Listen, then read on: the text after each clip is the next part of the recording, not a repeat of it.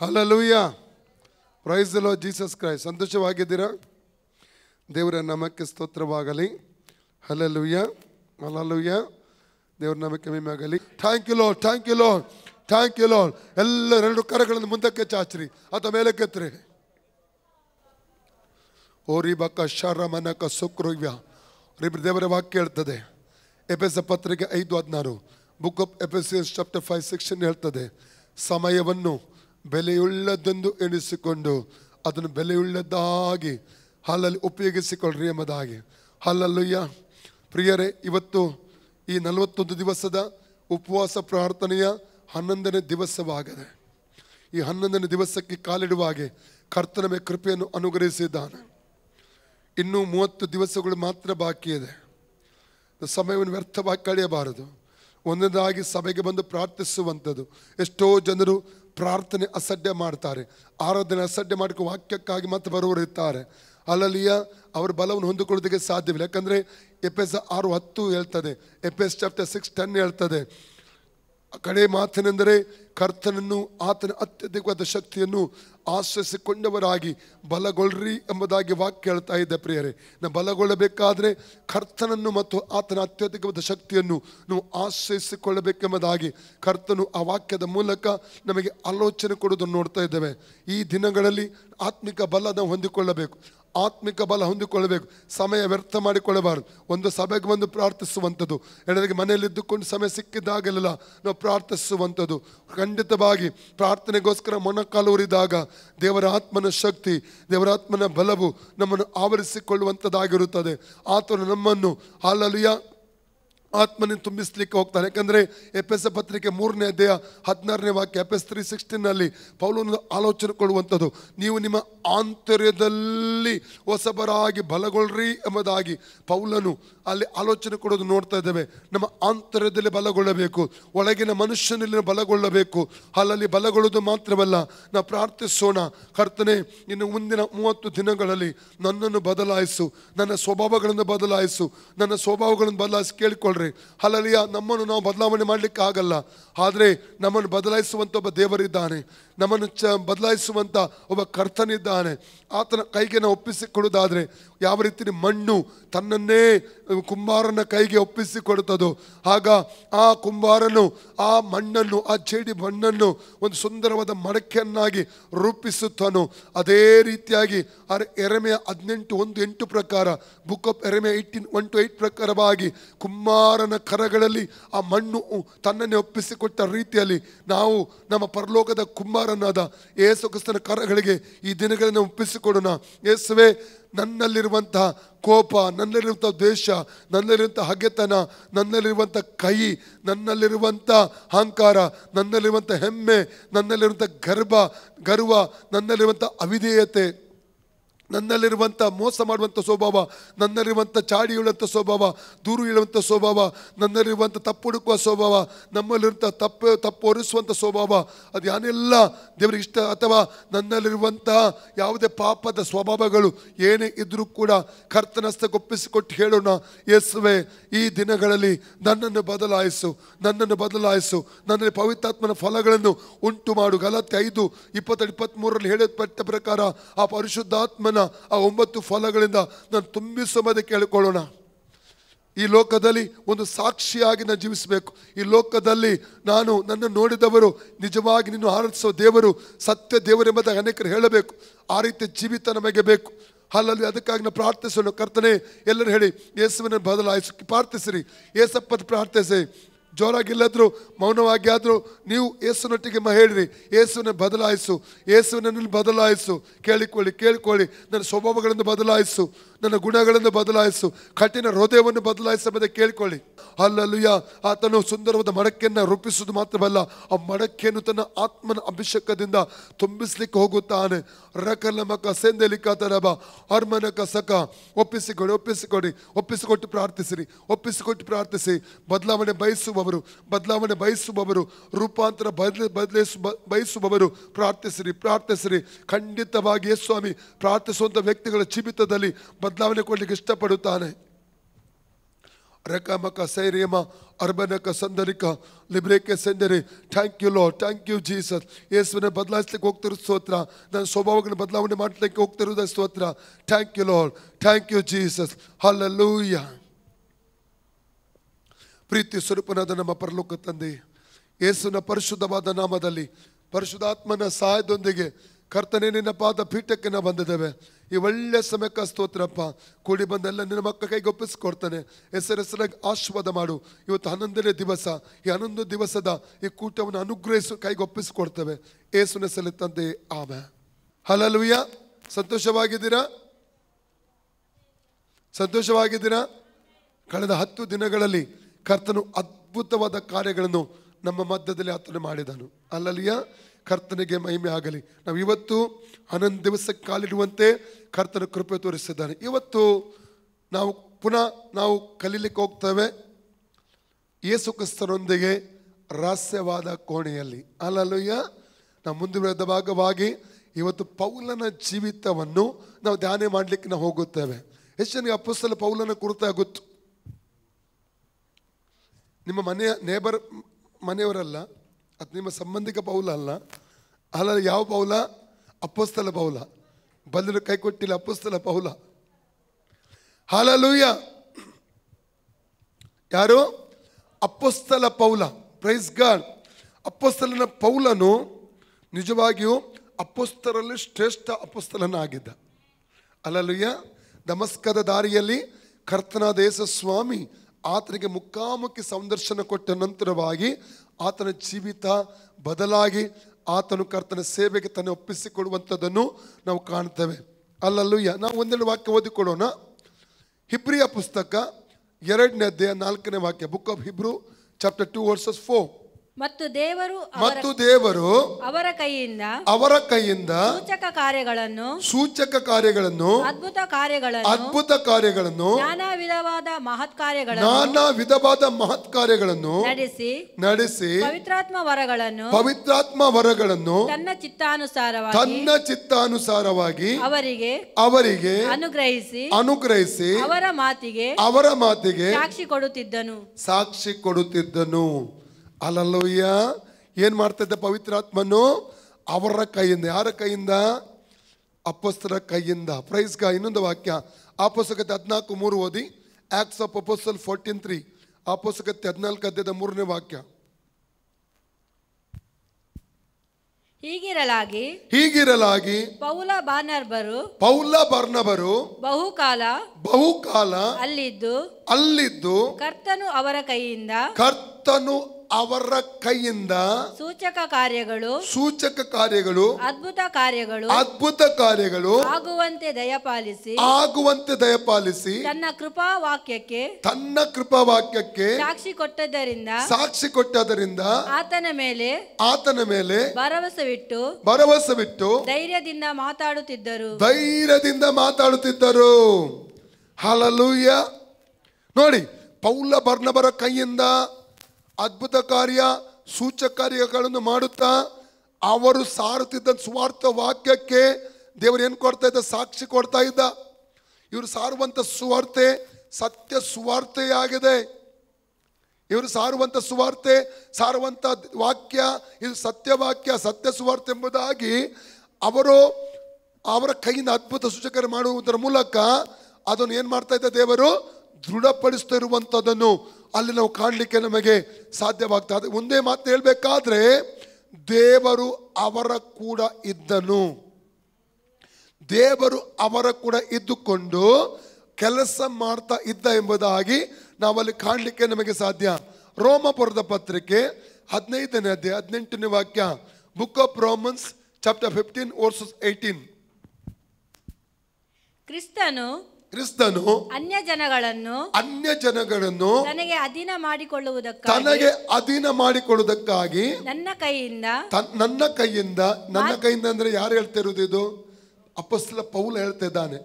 ನನ್ನ ಕೈಯಿಂದ ಮಾತಿನಲ್ಲಿಯೂ ಕ್ರಿಯೆಯಲ್ಲಿಯೂ ಸೂಚಕ ಕಾರ್ಯ ಅದ್ಭುತ ಕಾರ್ಯಗಳ ಬಲದಿಂದಲೂ ಪವಿತ್ರಾತ್ಮನ ಬಲದಿಂದಲೂ ಮಾಡಿಸಿದ ಕಾರ್ಯಗಳನ್ನೇ ಹೊರತು ಬೇರೆ ಯಾವ ಕಾರ್ಯಗಳನ್ನು ಹೇಳುವುದಕ್ಕೆ ನನಗೆ ಧೈರ್ಯ ಸಾಲದು. ಈ ಸಾಕ್ಷಿ ಯಾರು ಕೊಡ್ತಾ ಇರುವಂತದ್ದು?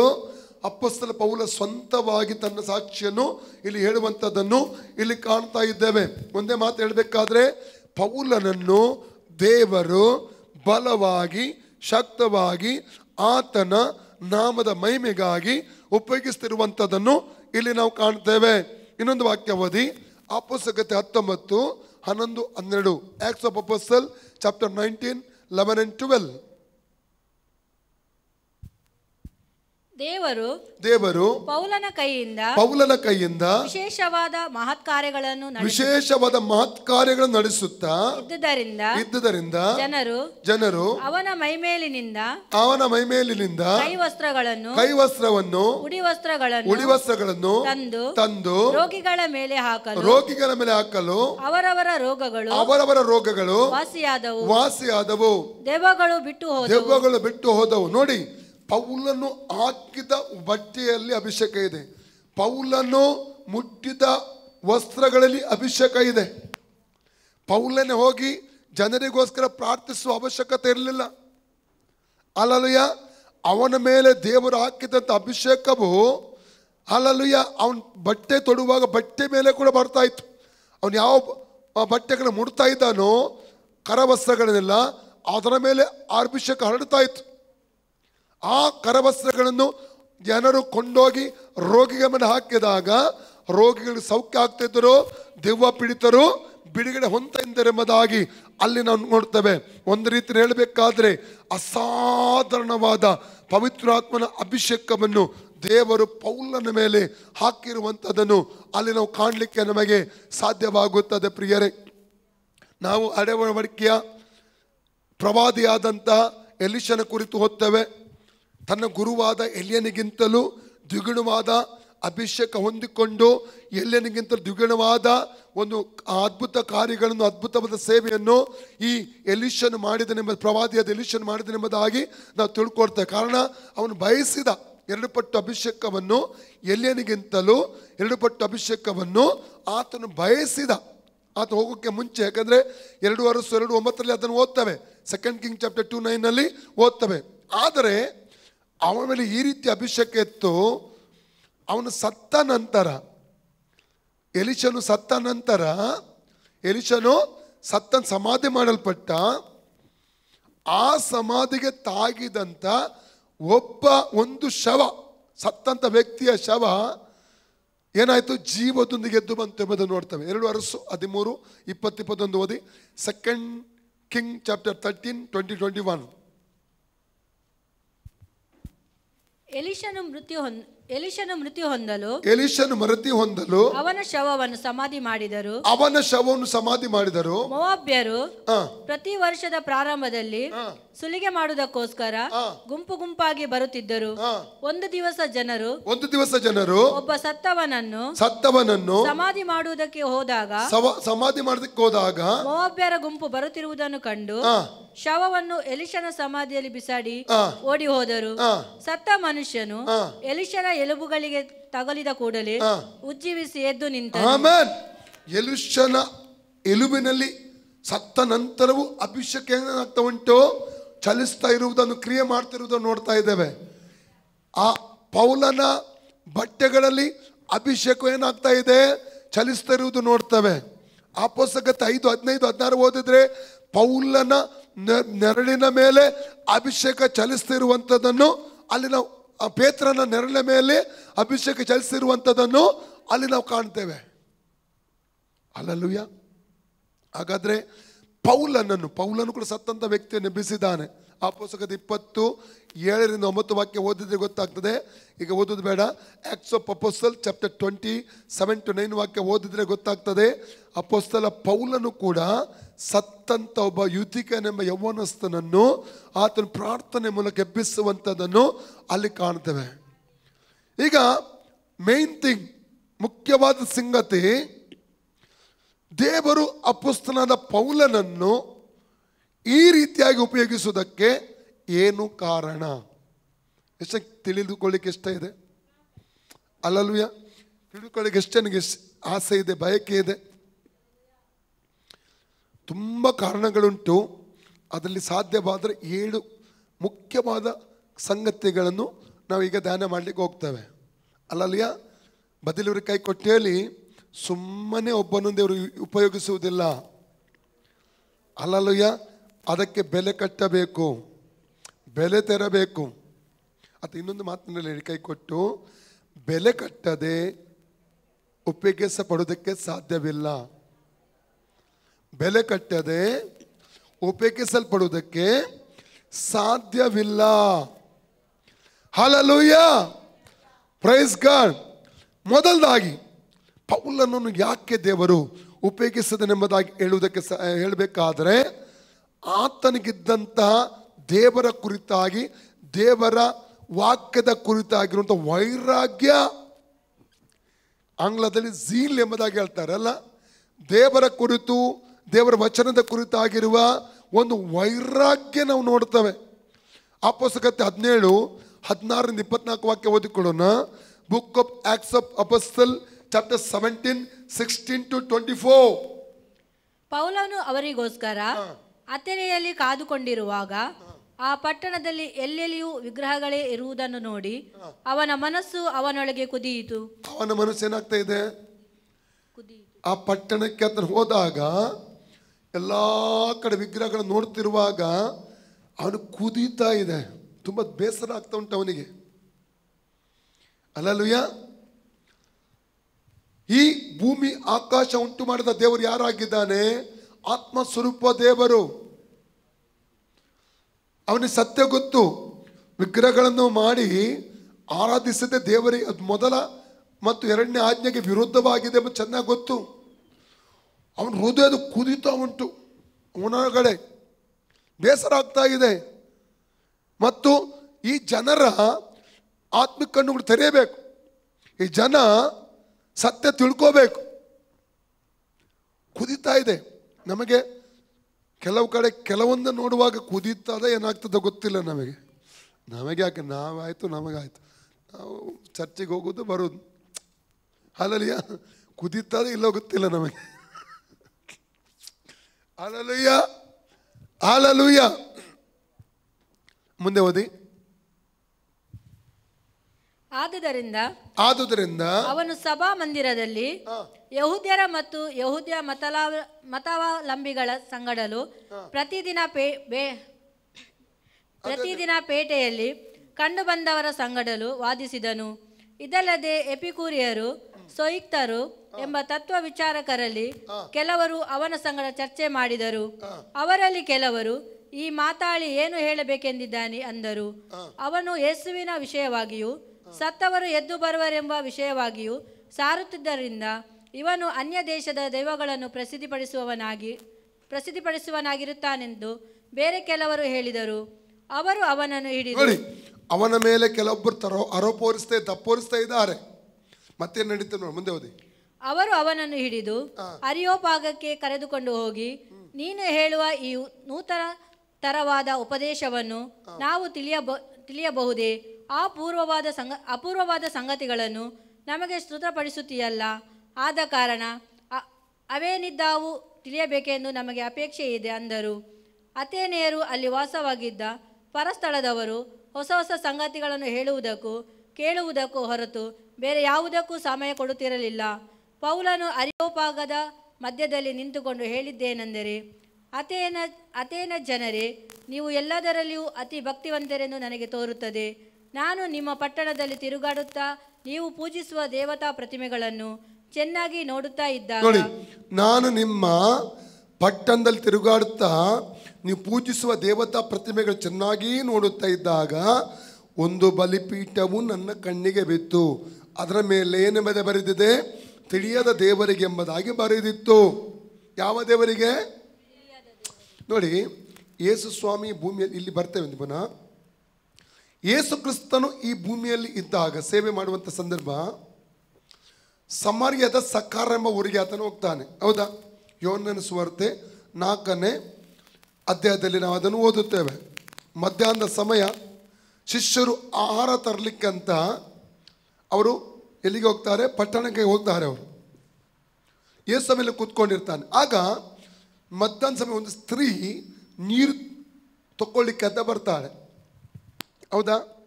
ಕೊನೆಗೆ ಅಲ್ಲಿ ಯೇಸು ಅವಳಿಗೆ ನೀರು ಕೇಳ್ತಾನೆ. ಅವಳು, ನೀನು ಹೇಗೆ ನನ್ನ ಬಳಿ ನೀರು ಕೇಳುವುದು? ಯಾಕಂದ್ರೆ ನಾವು ಸಮಾರ್ಯದವರು, ಯೆಹೂದ್ಯರು ಎಂಬುದಾಗಿ ಅವಳು ಹೇಳ್ತಾಳೆ. ಯೇಸು, ನಿನ್ನ ಬಳಿ ನೀರು ತೆಗೆದು ಕೇಳುವನು ಯಾರು ಅಂತ ಗೊತ್ತಾದರೆ ನೀವು ಅವನ ಬಳಿ ಕೇಳ್ತಾ ಇದ್ದೆ, ಅವನಿಗೆ ಜೀವಜಲ ಕೊಡ್ತಾ, ಎಲ್ಲ ಮಾತುಕತೆ ಆಯಿತು. ಕೊನೆಗೆ ಅವಳೊಂದು ಮಾತನ್ನು ಹೇಳ್ತಾ ಇದ್ದಾಳೆ. ಏನು ಹೇಳ್ತಾಳೆ ಯೇಸು ಸ್ವಾಮಿಗೆ? ನೀವು ಯೆಹೂದ್ಯರು ಎಲ್ಲಿಗೆ ಹೋಗುವುದು ಆರಾಧನೆಗೆ? ಯೆರೂಸಲೇಮಿಗೆ ಹೋಗುವುದು. ನೀವು ಯೆಹೂದ್ಯರು ಎಲ್ಲಿ ಹೋಗ್ತೀರಿ ಆರಾಧನೆಗೆ? ಯೆರೂಸಲೇಮಿಗೆ ಹೋಗ್ತೀರಿ. ನಾವು ಸಮಾರ್ಯದವರು ಆರಾಧನೆಗೆ ಎಲ್ಲಿ ಹೋಗ್ತೇವೆ? ಬೆಟ್ಟಕ್ಕೆ ಹೋಗುವವರು. ಅಲ್ಲಲ್ಲಿಯ ಯೇಸುವಿಗೆ ಅರ್ಥ ಆಗ್ತಾ ಇದೆ. ಹಲ್ಲಲುಯ್ಯ. ಅದಕ್ಕೆ ಯೇಸು ಹೇಳ್ತಾ ಇದ್ದಾನೆ, ನೀವು ತಿಳಿಯದೆ ಇರುವುದನ್ನು ಆರಾಧಿಸ್ತೀರಿ, ನಾವು ತಿಳಿದದ್ದನ್ನು ಆರಾಧಿಸ್ತೇವೆ. ಒಂದು ಕಾಲ ಬರ್ತದೆ, ಯಾರು ಕೂಡ ಬೆಟ್ಟಕ್ಕೂ ಆರಾಧನೆ ಹೋಗುವ ಅವಶ್ಯಕತೆ ಇಲ್ಲ, ಯೆರೂಸಲೇಮ್ ಹುಡುಕಿ ಹೋಗುವ ಅವಶ್ಯಕತೆ ಇಲ್ಲ. ದೇವರು ಆತ್ಮಸ್ವರೂಪನು, ಆತನ ಆರಾಧಿಸುವವರು ಆತ್ಮದಿಂದ ಸತ್ಯಕ್ಕೆ ತಕ್ಕೆ ಆರಾಧಿಸ. ಎಷ್ಟು ಅರ್ಥ ಆಯಿತು?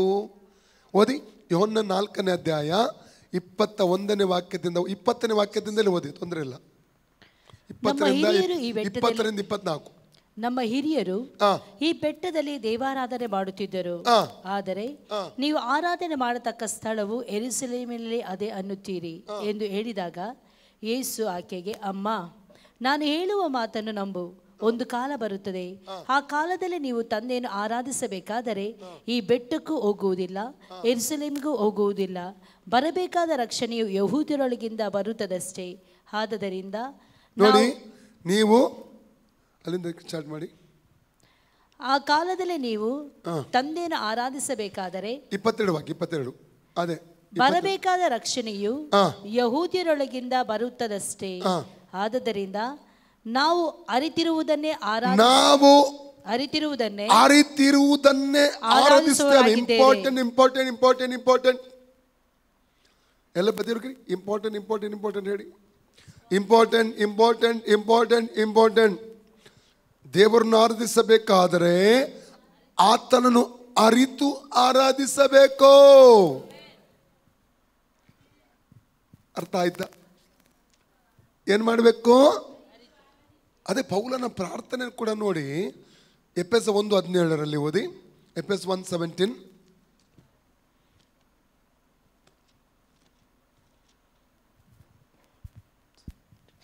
ನಮ್ಮ ಕರ್ತನಾದ ಯೇಸು ಕ್ರಿಸ್ತನ ದೇವರು, ಪ್ರಭಾವ ಸ್ವರೂಪನಾದ ತಂದೆಯೂ ಆಗಿರುವಾತನು ತನ್ನ ವಿಷಯವಾಗಿ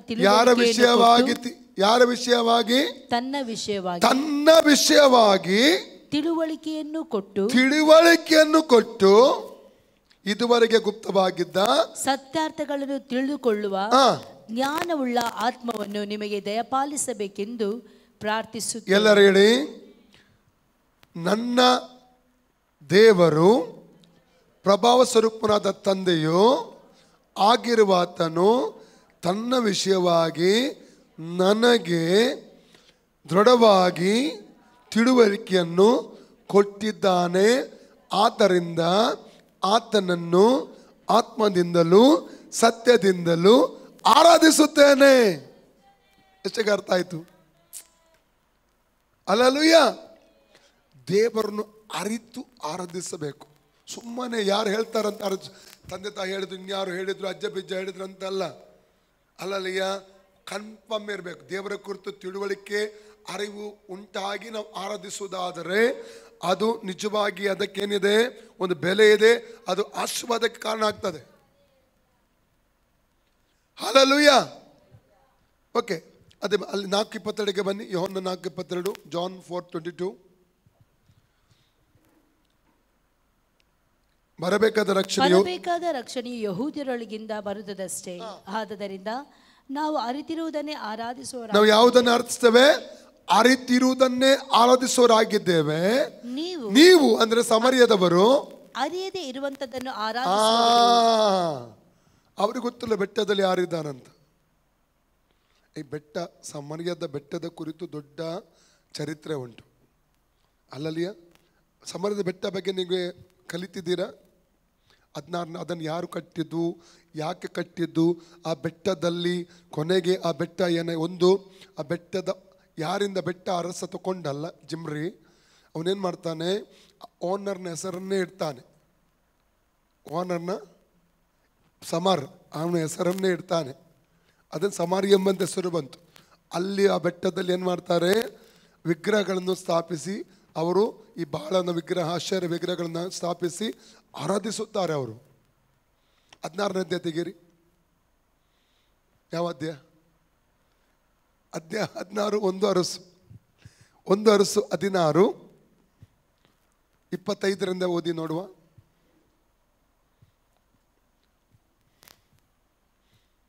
ಇವನು ಯೆಹೋವನ ದೃಷ್ಟಿಯಲ್ಲಿ ದ್ರೋಹಿಯು, ತನ್ನ ಪೂರ್ವಾಧಿಕಾರಿಗಳೆಲ್ಲರಿಗಿಂತ ದುಷ್ಟನೂ ಆಗಿದ್ದನು.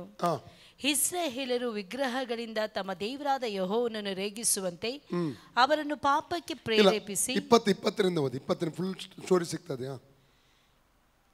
20 ವರ್ಡ್ಸ್. ಜಿಮ್ರಿಯ ಉಳಿದ ಚರಿತ್ರೆಯು ಅವನ ಒಳಸಂಚು ಇಸ್ರಾಯೇಲ್ ರಾಜ ವೃತ್ತಾಂತ ಎಂಬ ಗ್ರಂಥದಲ್ಲಿ ಬರೆದಿರುತ್ತವೆ. ಆ ಕಾಲದಲ್ಲಿ ಇಸ್ರಾಯೇಲೊಳಗೆ 2 ಪಕ್ಷ ಉಂಟಾದವು. ಒಂದು ಪಕ್ಷದವರು ಗೀನತನ ಮಗನಾದ ತಿಬ್ನಿಯನ್ನು ಹಿಂಬಾಲಿಸಿ ಅವನನ್ನು ಅರಸನನ್ನಾಗಿ ಮಾಡಿಕೊಳ್ಳಬೇಕೆಂದಿದ್ದರು. ಇನ್ನೊಂದು ಪಕ್ಷದವರು ಒಮ್ರಿಯನ್ನು ಹಿಂಬಾಲಿಸಿದರು. ಆದರೆ ಒಮ್ರಿಯ ಪಕ್ಷದವರು ಗೀನತನ ಮಗನಾದ ತಿಮ್ನಿಯ ಪಕ್ಷದವರಲ್ಲಿ ಸೋಲಿಸಿದರು. ತಿಮ್ನಿಯು ಸಾಯಲಾಗಿ ಒಮ್ರಿಗೆ ಆಳುವವನಾದನು. ಯಹೂದ್ಯರ ಅರಸನಾದ ಆಸನ ಆಳ್ವಿಕೆಯ 31ನೇ ವರ್ಷದಲ್ಲಿ ಒಮ್ರಿಯು ಇಸ್ರಾಯೇಲ್ ಅರಸನಾಗಿ 12 ವರ್ಷ ಆಳಿದನು.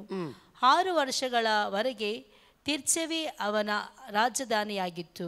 ಅನಂತರ ಶೆಮೆರ್ ಎಂಬುವವನಿಗೆ 2 ತಲಾಂತು ಬೆಳ್ಳಿಯನ್ನು ಕೊಟ್ಟು, ಯಾರಿಗೆ?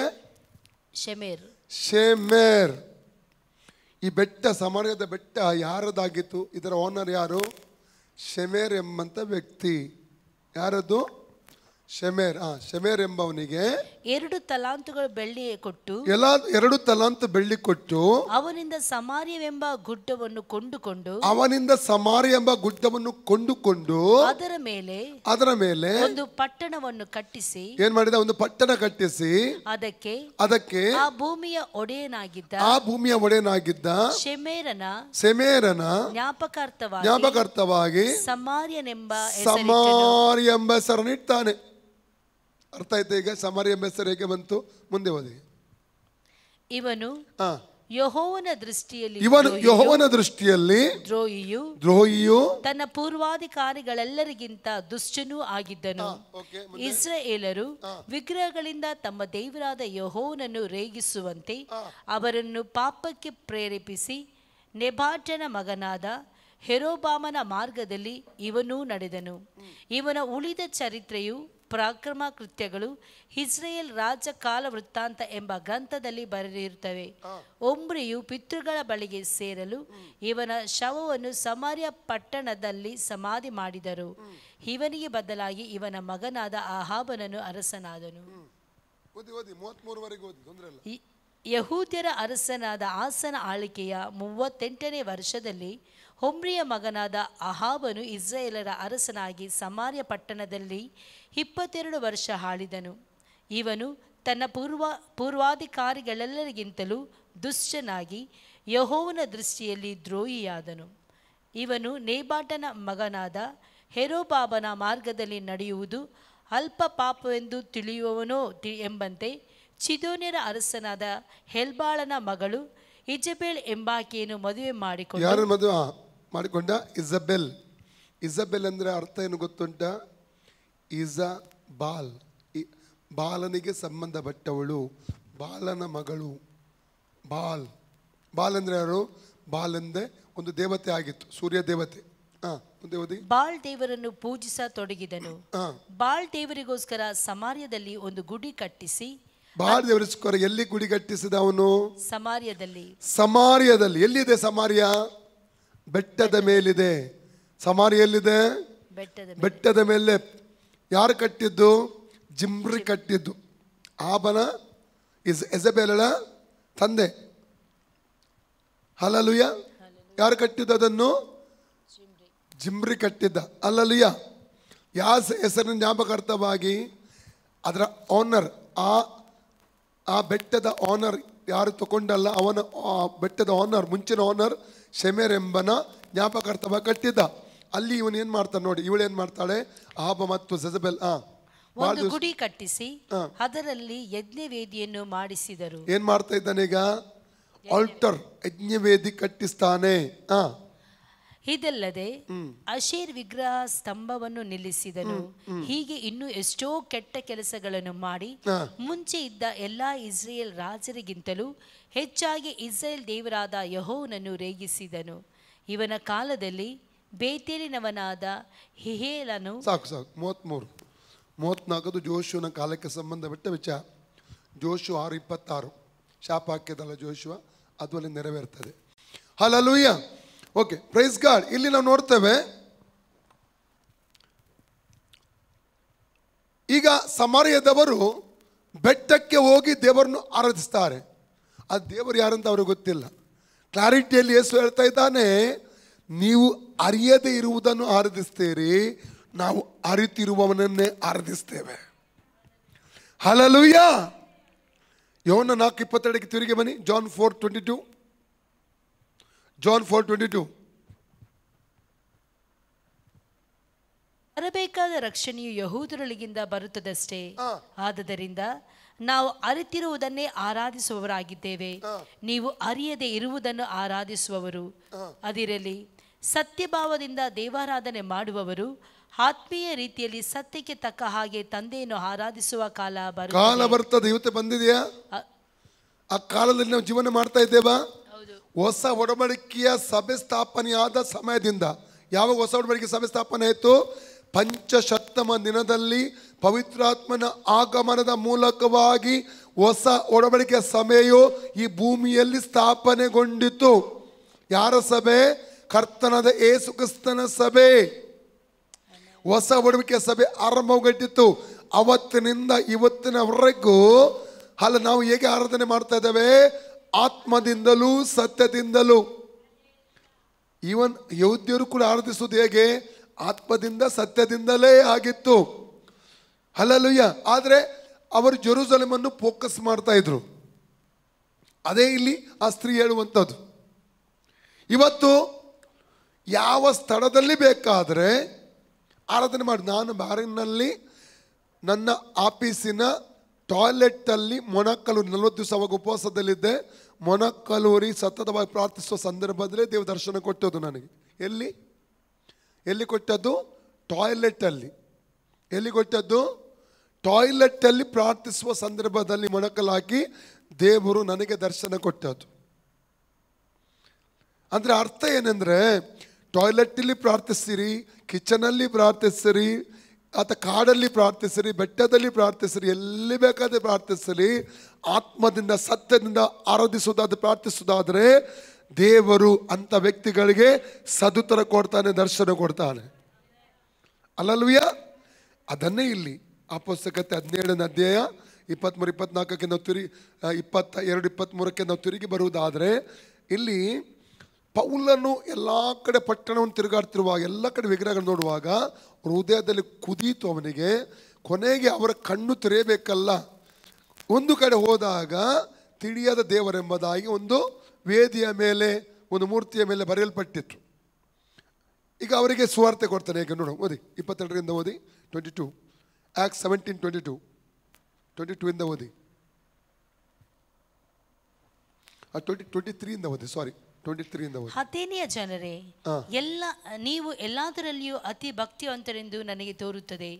ನಾನು ನಿಮ್ಮ ಪಟ್ಟಣದಲ್ಲಿ ತಿರುಗಾಡುತ್ತಾ ನೀವು ಪೂಜಿಸುವ ದೇವತಾ ಪ್ರತಿಮೆಗಳನ್ನು ಚೆನ್ನಾಗಿ ನೋಡುತ್ತಾ ಇದ್ದಾಗ ಒಂದು ಬಲಿಪೀಠವು ನನ್ನ ಕಣ್ಣಿಗೆ ಬಿತ್ತು.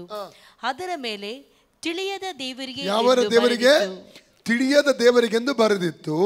ಆದ ಕಾರಣ ನೀವು ಯಾವುದನ್ನು ತಿಳಿಯದೆ ಪೂಜಿಸುತ್ತೀರೋ ಅದನ್ನೇ ನಿಮಗೆ ತಿಳಿಯಪಡಿಸುತ್ತೇನೆ ಕೇಳಿರಿ.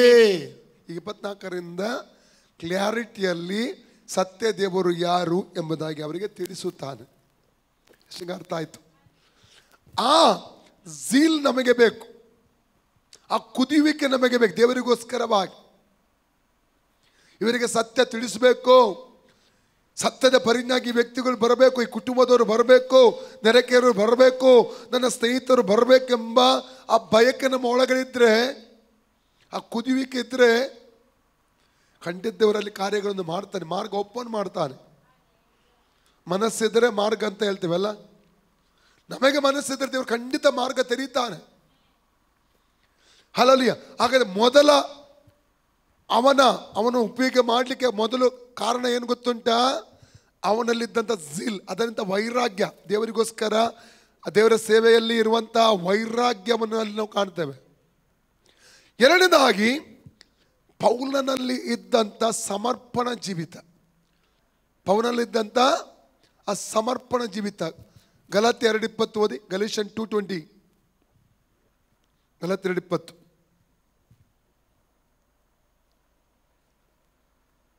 ಕ್ರಿಸ್ತನೊಂದಿಗೆ ಶಿಲುಬೆಗೆ ಹಾಕಿಸಿಕೊಂಡವನಾಗಿದ್ದೇನೆ. ಇನ್ನು ಜೀವಿಸುವ ನಾನಲ್ಲ, ಕ್ರಿಸ್ತನು ನನ್ನಲ್ಲಿ ಜೀವಿಸುತ್ತಾನೆ.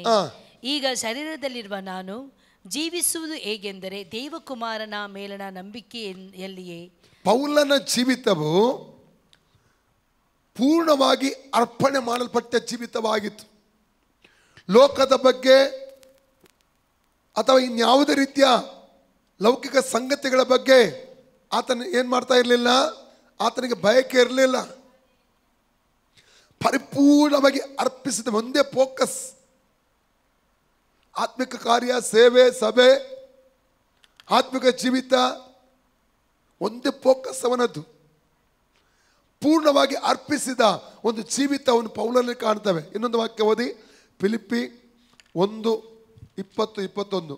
ಫಿಲಿಪಿಯನ್ಸ್ 1:20-21.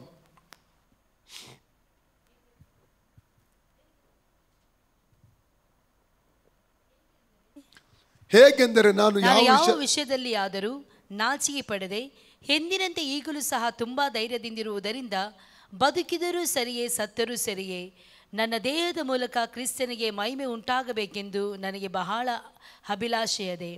ಹಾಗೆಯೇ ಆಗುವುದೆಂದು ಭರವಸೆ ಉಂಟು. ನನಗಂತೂ ಬದುಕುವುದೆಂದರೆ ಕ್ರಿಸ್ತನೇ, ಸಾಯುವುದು ಲಾಭವೇ. ಬದುಕುವುದೆಂದರೆ ಕ್ರಿಸ್ತನೇ, ಸಾಯುವುದೆಂದರೆ ಪೂರ್ಣವಾದ ಅರ್ಪಣೆ ಮಾಡಲ್ಪಟ್ಟಂತ ದೇವರಿಗೋಸ್ಕರ, ದೇವರ ಸೇವೆಗೋಸ್ಕರ ತನ್ನ ಜೀವಿತ ಅರ್ಪಿಸಿದ ವ್ಯಕ್ತಿಯಿಂದ ಮಾತ್ರ ಬರುವಂಥ ಮಾತಿದು. ಇನ್ನೊಂದು ವಾಕ್ಯ ಫಿಲಿಪ್ಪಿ 3ನೇ ಅಧ್ಯಾಯ 7ರಿಂದ 10 ವಾಕ್ಯ ಓದುವ. ಆದರೆ ನನಗೆ ಲಾಭವಾಗಿರುವಂತವುಗಳನ್ನು ಕ್ರಿಸ್ತನ ನಿಮಿತ್ತ ನಷ್ಟವೆಂದೆಣಿಸಿದ್ದೇನೆ. ಆದರೆ ನನಗೆ ಲಾಭವಾಗಿದ್ದಂಥವುಗಳನ್ನು ಕ್ರಿಸ್ತನ ನಿಮಿತ್ತ ನಷ್ಟವೆಂದೆಣಿಸಿದ್ದೇನೆ. ಹಲ್ಲೆಲೂಯ. ಕೆಲವೊಂದು ತ್ಯಾಗಗಳನ್ನು ಮಾಡಬೇಕಾಗುತ್ತದೆ ಸೇವೆಯಲ್ಲಿ, ಕೆಲವೊಂದನ್ನು ಬಿಡಬೇಕಾಗುತ್ತದೆ.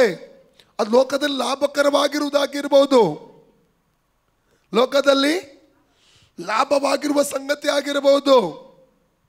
ಒಂದು ಕಡೆ ನನಗೆ ಗೊತ್ತಿರುವ ಹಾಗೆ ಒಂದು ನಾಮದೇ ಸಭೆದ ಒಬ್ಬ ವ್ಯಕ್ತಿ ರಕ್ಷಣೆ ಹೊಂದಿಬಿಟ್ಟ. ರಕ್ಷಣೆ ಹೊಂದಿದ್ದೇ ತಡ ಆ ಸಭೆಯವರು ಆ ವ್ಯಕ್ತಿಯನ್ನು ಕರೆದು ಮಾತನಾಡಿ ಒಂದು ವಿಷಯ ಹೇಳಿದ್ರು, ನಿಮಗೆ ನಾವು ಎಲ್ಡರ್ ಪೋಸ್ಟಲ್ಲಿ ಕೊಡ್ತಾ ಇದ್ದೇವೆ ಎಂಬುದಾಗಿ. ಅವು ತಂತ್ರ, ಅದು ಸೈತನ ತಂತ್ರ. ಅವರಿಗೆ ಅರಿತುಕೊಳ್ಳಿಕ್ಕೆ ಆಗಲಿಲ್ಲ.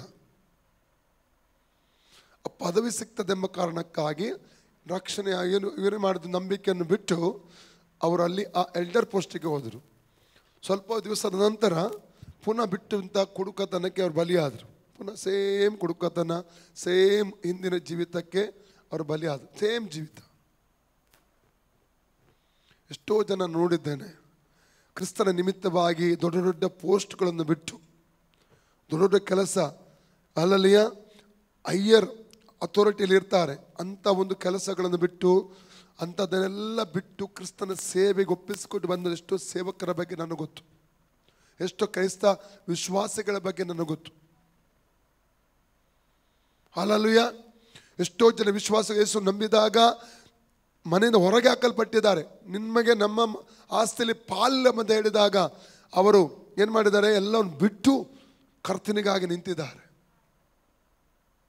ಪೌಲನು ಹೇಳ್ತಾನೆ, ಕ್ರಿಸ್ತನ ನಿಮಿತ್ತ ಲಾಭವಾಗಿರುವಂಥ ಕ್ರಿಸ್ತ ನಿಮಿತ್ತ ಏನು ಹೇಳ್ತಾ ಇದ್ದೇನೆ, ನಷ್ಟವೆಂದೆಣಿಸುತ್ತೇನೆ.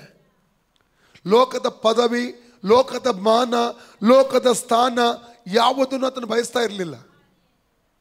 ಇದಕ್ಕೆ ಹೇಳಿದ್ದು ಸಮರ್ಪಣೆ. ಇದಕ್ಕೇನು ಹೇಳುವಂಥದ್ದು, ಸಮರ್ಪಣೆ. ಮುಂದೆ ಓದಿ. ಇಷ್ಟೇ ಅಲ್ಲದೆ ನನ್ನ ಕರ್ತನಾದ ಕ್ರಿಸ್ತ ಯೇಸುವನ್ನು ಅರಿಯುವುದೇ ಅತಿ ಶ್ರೇಷ್ಠವಾದುದೆಂದು ತಿಳಿದು. ಯಾವುದು ಶ್ರೇಷ್ಠ? ಮುಂಚೆ ಹಣದ ಹಿಂದೆ ಹೋಗ್ತಾ ಇದೆ. ಹಣವೇ ಶ್ರೇಷ್ಠ. ಆಸ್ತಿ ಮಾಡಬೇಕು, ಹಣ ಮಾಡಬೇಕು, ಅದೇ ಗುರಿಯಾಗಿತ್ತು. ಈ ಯಾವುದು ಶ್ರೇಷ್ಠ? ಕ್ರಿಸ್ತವನ್ನು ನನ್ನ ಅರಿಯುವುದೇ, ಅರಿತುಕೊಳ್ತಾ ಹೋಗ್ಬೇಕು. ಅದೇ ಕ್ರಿಸ್ತನ ಒಂದು ವ್ಯಕ್ತಿಯನ್ನು ನೀವು ಹೆಚ್ಚು ಅರಿತುಕೊಳ್ಬೇಕಾದ್ರೆ ಏನು ಮಾಡ್ತೀರಾ? ಆ ವ್ಯಕ್ತಿಗೆ ಹೆಚ್ಚು ಸಂಬಂಧ ಬೆಳೆಸ್ತೀರಿ, ಏನು ಮಾಡ್ತೀರಿ, ಹೆಚ್ಚು ಫೆಲೋಶಿಪ್ ಬೆಳೆಸ್ತೀರಿ, ಸಂಬಂಧ ಬೆಳೆಸ್ತೀರಿ ಅಲ್ಲ. ಆತನ ಬಗ್ಗೆ ಇನ್ನೂ ಹೆಚ್ಚು ಗೊತ್ತಾಗ್ತಾ ಹೋಗ್ತದೆ. ಕೆಲವೊಮ್ಮೆ ಒಂದು ಹುಡುಗಿ ಮದುವೆಗಿಂತ ನೋಡುವಾಗ ಸೌಂದರ್ಯ ನೋಡಿ, ಅವರಲ್ಲಿ ಒಂದು ಆಸ್ತಿ ನೋಡಿ, ಹಣ ನೋಡಿ, ಪದವಿ ನೋಡಿ ಅಲ್ಲ ಏನು ಮಾಡ್ತಾರೆ, ಮದುವೆ ಆಗ್ತಾರೆ. ಮದುವೆ ಆದಮೇಲೆ ಗೊತ್ತಾಗ್ತದೆ ಅಲ್ಲ ಒಬ್ಬೊಬ್ಬರ ಸ್ವಭಾವಗಳು. ಕೆಲವೊಮ್ಮೆ ಜಗಳಗಳು ಸ್ಟಾರ್ಟ್ ಆಗ್ತದೆ, ಏನೆಲ್ಲ ಆಗ್ತದೆ. ಅಲ್ಲಲ್ಲೂಯ್ಯ, ಏನೆಲ್ಲ ಆಗ್ತದೆ. ಹೌದಲ್ಲ? ಕರೆಕ್ಟ್ ಅಲ್ಲ? ಯಾಗ ಅವ್ರ ಹತ್ತಿರ ಒಟ್ಟಿಗೆ ಜೀವನ ಮಾಡಲಿಕ್ಕೆ ಆರಂಭಿಸ್ತಾರೆ ಅವರು. ಅದೇ ರೀತಿ ಕ್ರಿಸ್ತನನ್ನು ಹೆಚ್ಚು ತಿಳ್ಕೋಬೇಕಾದ್ರೆ ನಾವೇನು ಮಾಡಬೇಕು? ಆತನೊಂದಿಗೆ ಹೆಚ್ಚಾದ ಸಂಬಂಧ ಬೆಳೆಸು. ಅದಕ್ಕೆ ಅವನು ಹೇಳ್ತಾನೆ, ಕರ್ತನಾದ ಯೇಸು ಸ್ವಾಮಿಯನ್ನು ಅರಿಯುವುದೇ ಅತಿ ಶ್ರೇಷ್ಠವಾದದೆಂದು ತಿಳಿದು ನಾನು ಎಲ್ಲವನ್ನು ನಷ್ಟವೆಂದೆಣಿಸುತ್ತೇನೆ. ಅದು ಯಾವ ತ್ಯಾಗಕ್ಕೂ ಸಿದ್ಧ, ಕ್ರಿಸ್ತ ಅರಿತುಕೊಳ್ಳುವುದಕ್ಕಾಗಿ. ಆತನ ನಿಮಿತ್ತ ನಾನು ಎಲ್ಲವನ್ನು ಕಳಕೊಂಡು ಅದನ್ನು ಕಸ, ಲೋಕದ ಪದವಿ, ಲೋಕದ ಮಾನ, ಲೋಕದ ಮೋಹ, ಲೋಕದ ಭೋಗ, ಲೋಕದ ಆಸೆ, ಇವೆಲ್ಲ ಏನು ಪೌಲನಿಗೆ ಕ್ರಿಸ್ತನ ನಿಮಿತ್ತ ಕಸ. ಅದೇ ಸಮರ್ಪಣೆ. ಅಲ್ಲಲ್ಲೂಯ್ಯ. ಪೌಲನಲ್ಲಿದ್ದಂಥ ಶ್ರೇಷ್ಠ ಸಮರ್ಪಣೆಯನ್ನು ನಾವಿಲ್ಲಿ ಕಾಣಿ. ಮುಂದೆ ಓದಿ 9ನೇ ವಾಕ್ಯ. ಇದರಲ್ಲಿ ನನ್ನ ಉದ್ದೇಶವೇನೆಂದರೆ, ನಾನು ಕ್ರಿಸ್ತನನ್ನು ಸಂಪಾದಿಸಿಕೊಂಡು ನೇಮನಿಷ್ಠೆಗಳ ಫಲವಾಗಿರುವ ಸ್ವನೀತಿಯನ್ನಾಶ್ರಯಿಸದೆ ಕ್ರಿಸ್ತನನ್ನು ನಂಬುವುದರಿಂದ ದೊರಕುವಂತಹ, ಅಂದರೆ ಕ್ರಿಸ್ತನ ಮೇಲಿನ ನಂಬಿಕೆಯ ಆಧಾರದಿಂದ ದೇವರು ಕೊಡುವಂಥ ನೀತಿಯನ್ನೇ ಹೊಂದಿ ಕ್ರಿಸ್ತನಲ್ಲಿರುವವನಾಗಿ ಕಾಣಿಸಿಕೊಳ್ಳಬೇಕೆಂಬುದೇ. ಆತನನ್ನು, ಆತನ ಪುನರುತ್ಥಾನದಲ್ಲಿರುವ ಶಕ್ತಿಯನ್ನು, ಆತನ ಬಾಧೆಗಳಲ್ಲಿ ಪಾಲುಗಾರನಾಗಿರುವ ಪದವಿಯನ್ನು ತಿಳ್ಕೊಂಡು ಆತನ ಮರಣದ ವಿಷಯದಲ್ಲಿ ಆತನಿಗೆ ಸ್ವರೂಪನಾಗಬೇಕೆಂಬುದೇ ನನ್ನ ಕುತೂಹಲವಾಗಿದೆ. ಆತನ ಬಯಕೆ ಏನು ಎಂಬುದಾಗಿ ಇಲ್ಲಿ ನಾವು ಕಾಣ್ತೇವೆ. ಯೇಸುವನ್ನು ಅರಿತುಕೊಳ್ಬೇಕು. ಒಂದು ನೇಮ ನಿಷ್ಠೆಗಳ ಫಲವಾಗಿರುವ ಸ್ವನೀತಿಯನ್ನು ಆಚರಿಸಿಕೊಳ್ಳದೆ ಕ್ರಿಸ್ತ ನಂಬುವುದರ ಮೂಲಕ ಸಿಗುವಂಥ ನೀತಿಯನ್ನು ಅವನು ಬಯಸ್ತಾ ಇದ್ದಾನೆ. ಮಾತ್ರವಲ್ಲ, ಕ್ರಿಸ್ತನನ್ನು, ಆತನ ಬಾಧೆಗಳ ಪಾಲುಗಾರರಾಗಿರುವಂಥ ಪದವಿಯನ್ನು, ಪುನರುತ್ಥಾನದಲ್ಲಿ ಪದವಿಯನ್ನು ಮರಣದವರೆಗೆ ಆತನ ಹಾಗೆ ಆಗಬೇಕು. ಮರಣದವರೆಗೆ ಹೇಗೆ ಆಗಬೇಕು? ಆತನ ಹಾಗೆ. ಅದು ಅವನ ಬಯಕೆ ಆಗಿತ್ತು. ಇಲ್ಲಿ ಪೌಲನ ಸಮರ್ಪಣಾ ಜೀವಿತವನ್ನು ನಾವಲ್ಲಿ ಕಾಣಲಿಕ್ಕೆ ನಮಗೆ ಸಾಧ್ಯ. ಮೂರನೇದಾಗಿ ಪೌಲನಲ್ಲಿದ್ದಂಥ ಗುಣ, ನಾವು ಹೆಚ್ಚು ನಾವು ಮುಂದಕ್ಕೆ ಹೋಗೋದಿಲ್ಲ. ಮೂರನೇದಾಗಿ ನಾವು ನೋಡ್ತೇವೆ ಆತ್ಮಭಾರ. ಅವನಲ್ಲಿದ್ದಂಥ ಆತ್ಮಭಾರ. ಅವನು ಏನಿತ್ತು? ಆತ್ಮಗಳ ಭಾರ. ನಾಶವಾಗುವಂಥ ಆತ್ಮಗಳಿಗಾಗಿ ಅವತ್ತೇನು ಅಳ್ತಾ ಇದ್ದ. ಹೇಗಾದ ಸುವಾರ್ತೆ ಸಾರಬೇಕೆಂದು ಬಯಸ್ತಾ ಇದ್ದ. ಹೇಗಾದ ಇವ್ರು ದೇವರ ರಾಜ್ಯಕ್ಕೆ ಇವ್ರು ಬರಬೇಕೆಂಬುದು ಬಯಸ್ತಾ ಇದ್ದ. ಇವತ್ತು ಒಬ್ಬರಿಗೆ ಒಂದು ಸುವಾರ್ತೆ ಹೇಳಿ ಅಂತ ಹೇಳಿದ್ರೆ ಭಾರಿ ಕಷ್ಟ. ಸಾಕ್ಷಿ ಹೇಳಿ ಅಂತ ಹೇಳಿದ್ರೆ ಭಾರಿ ಕಷ್ಟ. ಏನು ಸುವಾರ್ತೆ ಸಾರ್ತಾರೋ ಗೊತ್ತಿಲ್ಲ. ಅಲ್ಲಲ್ಲೂಯ್ಯ. ಏನು ಸುವಾರ್ತೆ ಸಾರ್ತಾರ? ಸಾಕ್ಷಿ ಹೇಳಿ ಅಂತೇಳಿ ಸಾಕ್ಷಿ ಹೇಳಿಕೆ ಹಿಂದೆ ಮಾಡ್ತಾರೆ. ಸಾಕ್ಷಿ ಹೇಳಿಕೆ ಭಯಪಡ್ತಾರೆ. ಸಾಕ್ಷಿ ಹೇಳಿಕೆ ನಾಕ್ಷಿಗೆ. ನಮ್ಮ ಆಸರ ಟಿವಿ ವೇದಿಕೆ ಉಂಟು. ಎಷ್ಟೋ ಜನಕ್ಕೆ ಒತ್ತಾಯ ಮಾಡಿದರೆ ಮಾತ್ರ ಭಾರಿ, ಕೆಲವರು ಕಷ್ಟದಿಂದ ಬಂದು ಸಾಕ್ಷಿ ಕೊಡ್ತಾರೆ. ಹಾಗಾದ್ರೆ ಹೊರಗೆ ಹೇಗೆ ಸಾಕ್ಷಿ ಕೇಳ್ತೇವೆ ನಾವು? ಹೇಗೆ ಕೊಡ್ಲಿಕ್ಕೆ ಜನರಿಗೆ ಸಾಕ್ಷಿ ಹೇಗೆ ಕೊಡ್ಲಿಕ್ಕೆ ಸಾಧ್ಯ? ನಾವು ಹೇಗೆ ಸುವಾರ್ತೆ ಹೇಳಲಿಕ್ಕೆ ಸಾಧ್ಯ? ಪೌಲನಲ್ಲಿ ಆತ್ಮಭಾರ ಇತ್ತು.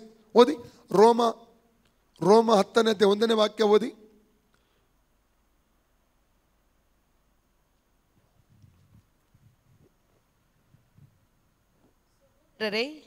ಇಸ್ರಾಯೇಲರು ರಕ್ಷಣೆ ಹೊಂದಬೇಕೆಂಬುದೇ ನನ್ನ ಮನೋಭಿಲಾಷೆಯು, ದೇವರಿಗೆ ನಾನು ಮಾಡುವ ವಿಜ್ಞಾಪನೆಯೂ ಆಗಿದೆ.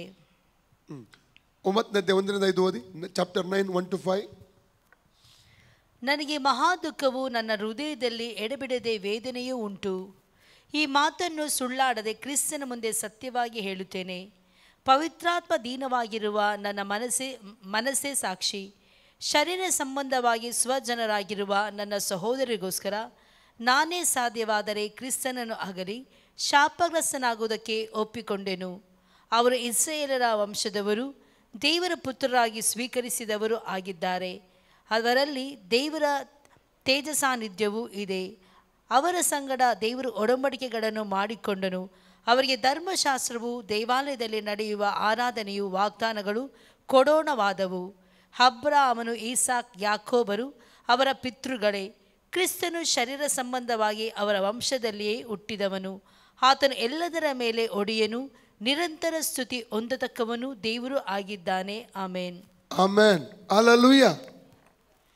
ಇಸ್ರೇಲ್ ಜನರಿಗೋಸ್ಕರವಾಗಿರುವಂಥ ಭಾರ ಪೌಲನಲ್ಲಿ ಇರುವಂಥದ್ದು ಕಾಣ್ತೇವೆ. ಕೇವಲ ಇಸ್ರೇಲಿಗೆ ಮಾತ್ರವಲ್ಲ, ರೋಮ್ ಚಾಪ್ಟರ್ 1 9 and 10 ಕೂಡ ಓದಿ. ರೋಮ 1:9 ಕೂಡ ಓದಿ. ರೋಮ 1:9.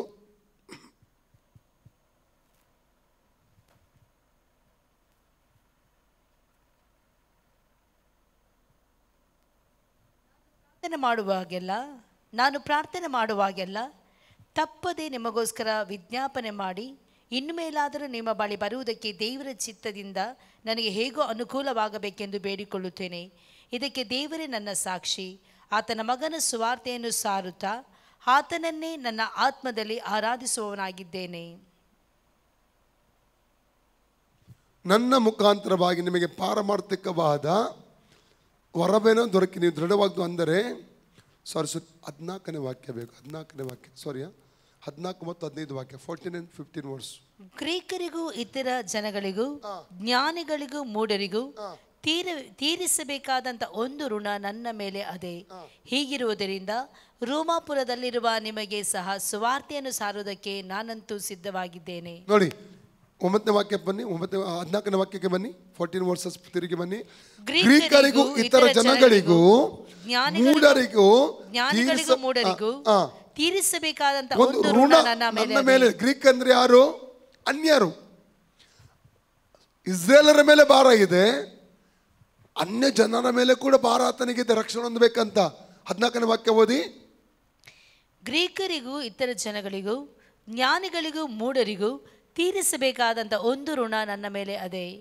ಹೀಗಿರುವುದರಿಂದ ರೋಮಾಪುರದಲ್ಲಿರುವಂಥ ನಿಮಗೂ ಸಹ ಸುವಾರ್ತೆಯನ್ನು ಸಾರುವುದಕ್ಕೆ ನಾನಂತೂ ಸಿದ್ಧವಾಗಿದ್ದೇನೆ.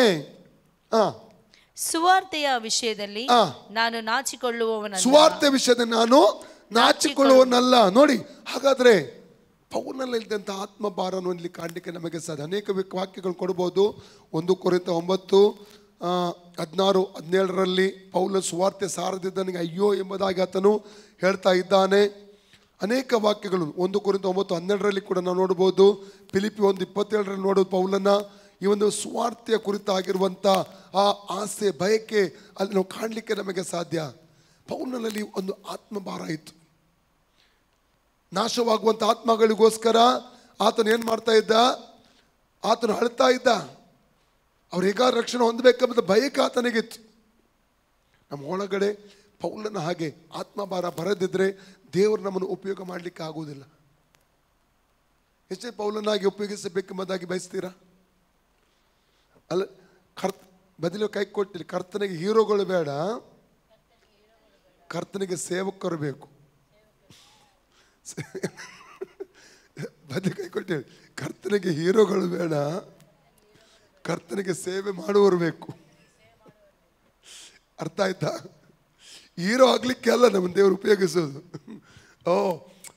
ಪಾಸ್ಟರ್ ಸುನಿಲ್ ದೇವರು ಉಪಯೋಗ ಮಾಡ್ತೇವೆ. ಎಂಥ ಅದ್ಭುತ, ಎಂಥ ಸೌಖ್ಯ. ಸೇವೆ ಮಾಡುವುದೇ ಇಲ್ಲ, ಪ್ರಾರ್ಥನೆ ಮಾಡುವುದೇ ಇಲ್ಲ, ಸೇವೆಯಲ್ಲಿ ಕೈ ಜೋಡಿಸುವುದೇ ಇಲ್ಲ. ಹೀರೋ ಅಲ್ಲ ದೇವರಿಗೆ ಬೇಕಾದದು. ಆತ್ಮಭಾರನೇ ಇಲ್ಲ, ಸ್ವಾರ್ಥ ಸಾರುವುದೇ ಇಲ್ಲ. ಏನು ಬೇಕು ಖಾಲಿ ನಾನು ಪ್ರಾರ್ಥನೆ ಮಾಡಿ ಅದ್ಭುತ ಆಗಿ ಬಿಡುಗಡೆ ಆಗಬೇಕು, ದೆವ್ವ ಓಡಬೇಕು. ಜನರು ಸುನೀಲನ್ನು ನೋಡ್ತಾ ಇರಬೇಕು, ಸುನೀಲ್ ಬಗ್ಗೆ ಮಾತಾಡ್ತಾನೆ ಇರಬೇಕು. ಎಷ್ಟಿಗೆ ಅರ್ಥ ಆಯಿತು? ಅರ್ಥ ಆಯ್ತಾ? ದೇವರಿಗೆ ಹೀರೋ ಬೇಡ. ಏನು ಬೇಕು?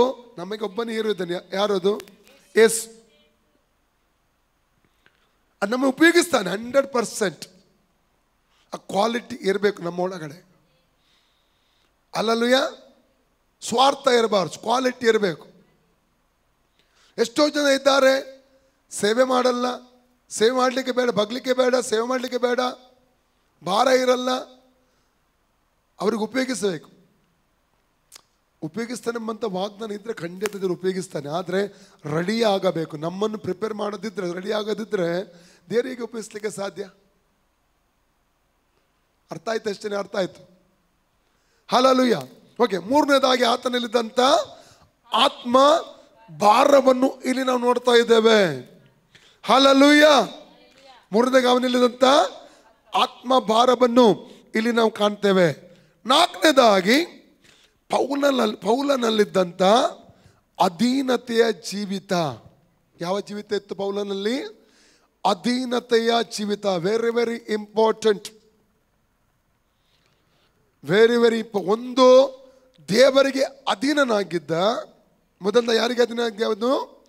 ದೇವರಿಗೆ ಅಧೀನ. ಎರಡನೇದಾಗಿ ತನ್ನ ಮೇಲಿರುವ ನಾಯಕತ್ವಕ್ಕೆ ಅಧೀನನಾಗಿದ್ದ. ಬದನೆಕಾಯಿ ಕೊಟ್ಟು ಹೇಳಿ. ಮೊದಲಾಗಿ ದೇವರಿಗೆ ಅಧೀನರಾಗಿರಬೇಕು, ಎರಡನೇದಾಗಿ ನಾಯಕತ್ವಕ್ಕೆ ಅಧೀನವಾಗಬೇಕು. ದೇವರಿಗೆ ಅಧೀನ, ನಾಯಕರಿಗೆ ಅಧೀನ. ದೇವರಿಗೆ ಅಧೀನ, ನಾಯಕರಿಗೆ ಅಧೀನ. ಕೆಲವರು ಹೇಳ್ತಿದ್ದ ನಾನು ದೇವರಿಗೆ ಅಧೀನನಾಗ್ತೇನೆ. ದೇವರೇನು ಹೇಳ್ತಿದ್ದಾನೆ? ನೀವು ನನಗೆ ಅಧೀನನಾಗಿರುವುದಾದ ಮೊದಲು ನಾನು ನೇಮಿಸಿದ ನಾಯಕತ್ವಕ್ಕೆ ಅಧೀನ ಆಗು ಅಂತ ಹೇಳ್ತಾನೆ ದೇವರು. ನಾನು ನೇಮಕ ಮಾಡಿದ ಯಾರಿಗೆ ಅಧೀನ ಆಗೋ? ನಾಯಕತ್ವಕ್ಕೆ ಅಧೀನ ಆಗಂತ ಹೇಳ್ತಾನೆ ದೇವರು. ಅಪೊಸ್ತಲರ ಕೃತ್ಯ 9ನೇ ಅಧ್ಯಾಯದಲ್ಲಿ ಪೌಲ ದಮಸ್ಕದ ದಾರಿಯಲ್ಲಿ ಹೋಗ್ತಾ ಇದ್ದ. ಯಾಕೆ ಹೋಗ್ತಾ ಇದ್ದ? ಕ್ರೈಸ್ತ ಸಭೆಯನ್ನು ಹಿಂಸಿಸುವುದಕ್ಕಾಗಿ ಹೋಗ್ತಾ ಇದ್ದ. ಮಾತ್ರವಲ್ಲ, ಮಹಾಜಕರಿಂದ ಅವನು ಏನು ತಗೊಂಡಿದ್ದ? ಪತ್ರಗಳನ್ನು, ಲೆಟರ್. ಏನು ಲೆಟರ್? ದಮಸ್ಕದಲ್ಲಿರುವ ಯಾರೆಲ್ಲ ಯೇಸು ಸ್ವಾಮಿಯನ್ನು ಹಿಂಬಾಲಿಸುತ್ತಾರೆ, ನಂಬಿದ್ದಾರೆ ಅಂಥವರನ್ನು ಹಿಡಿದು ಸೆರೆಮನೆಗೆ ಹಾಕುವಂಥ ಪತ್ರಗಳು, ಪರ್ಮಿಷನ್ ಲೆಟರ್. ದಾರಿ ಮಧ್ಯದಲ್ಲಿ ಯೇಸು ಅವನಿಗೆ ದರ್ಶನ ಕೊಡ್ತಾನೆ. ಮುಖಾಮುಖಿ ಸಂದರ್ಶನ, ಎನ್ಕೌಂಟರ್. ಕ್ರಿಸ್ತನೊಂದಿಗೆ ಎನ್ಕೌಂಟರ್. ಪೌಲನು 2 ಪ್ರಾರ್ಥನೆ ಮಾಡಿದ. ಅಲ್ಲಿ ಎಷ್ಟು ಪ್ರಾರ್ಥನೆ? 2 ವಿಧವಾದ ಪ್ರಾರ್ಥನೆ ಮಾಡಿದ. ಒಂದನೇ ಪ್ರಾರ್ಥನೆ ಅಪೊಸ್ತಲರ 9:5, 9:5 ಏನ್ ಹೇಳ್ತಾ ನೋಡಿ. ಅವನು, ಕರ್ತನೇ ನೀನಾರು ಎಂದು ಕೇಳಿದಕ್ಕೆ ಕರ್ತನು, ನೀನು ಹಿಂಸೆ ಪಡಿಸುವ ಯೇಸುವೇ. ಮೊದಲ ಪ್ರಾರ್ಥನೆ ಏನಾಗಿದೆ? ಕರ್ತನೇ ನೀನು ಯಾರು? ದೇವರನ್ನು ತಿಳ್ಕೊಳ್ಳಿಕ್ಕೆ ಇಷ್ಟಪಟ್ಟ ಮೊದಲ ಪ್ರಾರ್ಥನೆ. ಹಲ್ಲೆಲೂಯಾ. ಎರಡನೇ ಪ್ರಾರ್ಥನೆ ಅಪೊಸ್ತಲರ 22:10, ಆಕ್ಟ್ಸ್ ಚಾಪ್ಟರ್ 22:10, ಆಕ್ಟ್ಸ್ ಆಫ್ ಅಪೊಸ್ಟಲ್ಸ್ 22:10, 22:10. ಆಗ ನಾನು, ಕರ್ತನೇ ನಾನೇನು ಮಾಡಬೇಕು ಎಂದು ಹೇಳ್ತಿದ್ದಾನೆ. ನಾನು ಏನು ಮಾಡಬೇಕು? ನನಗೆ ದೇವರಿಂದ ಅಭಿಷೇಕ ಆಯಿತು, ದೇವರಿಂದ ಎನ್ಕೌಂಟರ್ ಆಯಿತು, ಹೋಗ್ತೇನೆ ಅಂತ ಅಲ್ಲ. ಅವ್ರಿಗೆ ಏನು ಕೇಳ್ತಿದ್ದಾನೆ? ಯಾಕಂದ್ರೆ ಅನಾನಿಯ ಅವನು ಪ್ರಾರ್ಥನೆ ಮಾಡ್ತಾನೆ ನೋಡಿ. ಎನ್ಕೌಂಟರ್ ಆದ ಕೂಡಲೇ ಅವನು ಮೊದಲು ಮಾಡಿದ್ದು ಪ್ರಾರ್ಥನೆ. ಹೌದಾ? 9:11 ಓದಿ. ಆಕ್ಟ್ಸ್ 9:11, 9:11 ಅಪೊಸ್ತಲರ ಕೃತ್ಯ. ಕರ್ತನು ಅವನಿಗೆ, ನೀನೆದ್ದು ನೆಟ್ಟನೇ ಬೀದಿ ಎಂಬ ಬೀದಿಗೆ ಹೋಗಿ ಯೂದನ ಮನೆಯಲ್ಲಿ ತಾರ್ಸದ ಸೌಲನೆಂಬುದನ್ನು ವಿಚಾರಿಸು. ಅವನು ಪ್ರಾರ್ಥನೆ ಮಾಡುತ್ತಾನೆ. ಅವನೇನ್ ಮಾಡ್ತಾ ಇದ್ದಾನೆ? ದೇವರು ಕೊಡುವ ಸಾಕ್ಷಿ ಇದು, ಯೇಸುಸ್ವಾಮಿ ಕೊಡುವ ಸಾಕ್ಷಿ ಇದು. ಅವನು ಪ್ರಾರ್ಥನೆ ಮಾಡ್ತಾ ಇದ್ದಾನೆ. ಪೌಲ ಪ್ರಾರ್ಥನೆ ಮಾಡ್ತಾ ಇದ್ದಾನೆ. ಏನ್ ಪ್ರಾರ್ಥನೆ ಮಾಡಿದ? ದೇವರೇ ನೀನು ಯಾರೋ? ಎರಡನೇದಾಗಿ, ದೇವರೇ ನಾನು ಏನು ಮಾಡ್ಬೇಕೀಗ? 22:10 ತಿರುಗಿ ಬನ್ನಿ. ಆಕ್ಟ್ಸ್ 22:10, ಅಪೊಸ್ತಲರ 22:10. ನಾನೇನು ಮಾಡಬೇಕು ಎಂದು ಕೇಳಲು ಕರ್ತನು ನನಗೆ, ಈಗ ದೇವರು ಗೈಡ್ ಮಾಡ್ತಾ ಇದ್ದಾನೆ. ನೀನೆದ್ದು ದಮಸ್ಕದೊಳಗೆ ಹೋಗು, ಮಾಡುವುದಕ್ಕೆ ನಿನಗೆ ನೇಮಿಸಿರುವುದನ್ನೆಲ್ಲ ಅಲ್ಲಿ ತಿಳಿಸಲ್ಪಡುವುದು. ಅಲ್ಲಿ ಅನಾನಿಯನ ಮೂಲಕ ನಿನಗೆ ನಾನು ಮಾರ್ಗದರ್ಶನ ಮಾಡ್ತೇನೆ. ನಿನ್ನೊಬ್ಬಗೊಬ್ಬ ಅಲ್ಲಿ ನಾಯಕನು ಅಪಾಯಿಂಟ್ ಮಾಡಿಟ್ಟಿದ್ದೇನೆ ನಾನು. ಅರ್ಥ ಆಗ್ತಾ ಇದೆಯಾ? ಹಲ್ಲೆಲೂಯಾ. 9ನೇ ಅಧ್ಯಾಯ 15, 14ರಿಂದ 18 ವಾಕ್ಯ ಓದಿ. ಮತ್ತು ಇಲ್ಲಿಯೂ ನಿನ್ನ ಹೆಸರನ್ನು ಸ್ಮರಿಸುವವರಿಗೆ ಬೇಡಿ ಹಾಕಿಸುವ ಅಧಿಕಾರವನ್ನು ಮಹಾಯಾಜಕರಿಂದ ಹೊಂದಿದ್ದಾನೆ ಅಂದನು. ಕರ್ತನು ಅವನಿಗೆ, ನೀನು ಹೋಗು. ಯಾರಿಗೆ? ಅನಾನಿಯನಿಗೆ. ನೀನು ಹೋಗು. ಆ ಮನುಷ್ಯನು ಅನ್ಯ ಜನರಿಗೂ ಅರಸುಗಳಿಗೂ ಇಸ್ರಾಯೇಲರಿಗೂ ನನ್ನ ಹೆಸರನ್ನು ತಿಳಿಸುವುದಕ್ಕಾಗಿ ನಾನು ಆರಿಸಿಕೊಂಡ ಸಾಧನವಾಗಿದ್ದಾನೆ. ಅವನು ನನ್ನ ಹೆಸರಿನ ನಿಮಿತ್ತ ಎಷ್ಟು ಹಿಂಸೆ ಅನುಭವಿಸಬೇಕೆಂಬುದನ್ನು ನಾನೇ ಅವನಿಗೆ ತೋರಿಸುವೆನು ಎಂದು ಹೇಳಿದನು.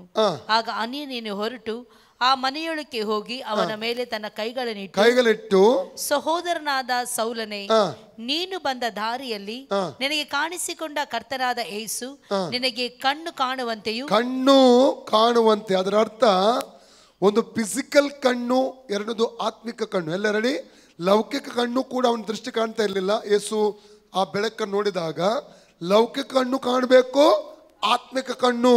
ಇದು ತೆರೆಯುವುದಕ್ಕೆ ಯಾರನ್ನು ಕಳಿಸಿದ ದೇವರು? ಅನಾನಿ ಮಾತ್ರ ಪವಿತ್ರಾತ್ಮನ ಅಭಿಷೇಕ ಹೊಂದುವುದಕ್ಕಾಗಿ ಅಪಾಯಿಂಟ್. ದೇವರೇ ಬರಲಿಲ್ಲ, ಇಳಿದು ದೇವರು ಒಂದು ನಾಯಕತ್ವದ ಅಧೀನದಲ್ಲಿ ಕೆಲವು ನಡೆಸುತ್ತಾನೆ. ಇನ್ನೊಬ್ಬರು ಸಹೋದರನಿಗೆ ಸಿಕ್ಕಿದ್ರು, ಹೆಸರು ಹೇಳುವುದಿಲ್ಲ. ಹಲ್ಲೆಲೂಯಾ. ಅವರು ತುಂಬ ವರ್ಷದ ನನಗೆ ಪರಿಚಯ. ಅವರು ಒಂದು ಕಡೆ ಸೇವೆ ಮಾಡಲಿಕ್ಕೆ ಎಲ್ಲ ಪ್ಲ್ಯಾನ್ ಮಾಡ್ತಾ ಇದ್ದಾರೆ. ನನಗೆ ಭಾರಿ ಅವ್ರದ್ದು ತುಂಬ ಸಂತೋಷ ಆಯಿತು, ತುಂಬ ಮೆಚ್ಚುಗೆ ಆಯಿತು. ಅವ್ರು ಹೇಳ್ತಾರೆ ಏನಂದರೆ, ನಾನು ಯಾವ ಸಭೆಯಲ್ಲಿ ಬೆಳೆದಿದ್ದೇನೆ, ಯಾವ ಸಭೆಯಲ್ಲಿ ಹೋಗ್ತಿದ್ದೇನೆ, ಆ ಸೇವಕರ ಮೂಲಕನೇ ಅಧೀನತೆಯಲ್ಲಿ ನಾನು ಹೋಗಿ ಸೇವೆ ಮಾಡಿ ತುಂಬ ನನಗೆ ಇಷ್ಟ ಆಯಿತು ಅದು. ಹಲ್ಲೆಲೂಯಾ. ಇವತ್ತಿನ ದಿನಗಳಲ್ಲಿ ಆ ರೀತಿಯ ಮೈಂಡ್ ಬರೋದು ಭಾರಿ ಕಡಿಮೆ. ಅಂಥವರಿಗೆಲ್ಲ ಆ ರೀತಿಯ ಮೈಂಡ್ ಬರೋದು ಭಾರಿ ಕಡಿಮೆ. ಅದರಿಂದ ಒಂದು ಸೇವೆಯಲ್ಲಿ ಪ್ರೋಗ್ರೆಸ್ ಇರುವುದಿಲ್ಲ. ಅನೇಕರ ಸೇವೆಯಲ್ಲಿ ಪ್ರೋಗ್ರೆಸ್ ಇಲ್ಲ, ಅಭಿವೃದ್ಧಿ ಇರುವುದಿಲ್ಲ, ಆಶೀರ್ವಾದ ಇರುವುದಿಲ್ಲ. ಅವನು ಎಲ್ಲಿ ಬೆಳೆದ ಆತ್ಮಿಕವಾಗಿ? ಅಂತ್ಯೋಕ್ಯ ಸಭೆಯಲ್ಲಿ. ಅಪೊಸ್ತಲಗೀತೆ 13, 1-3 ವಾಕ್ಯ ಓದಿ. Acts of apostles chapter 13, 1-4.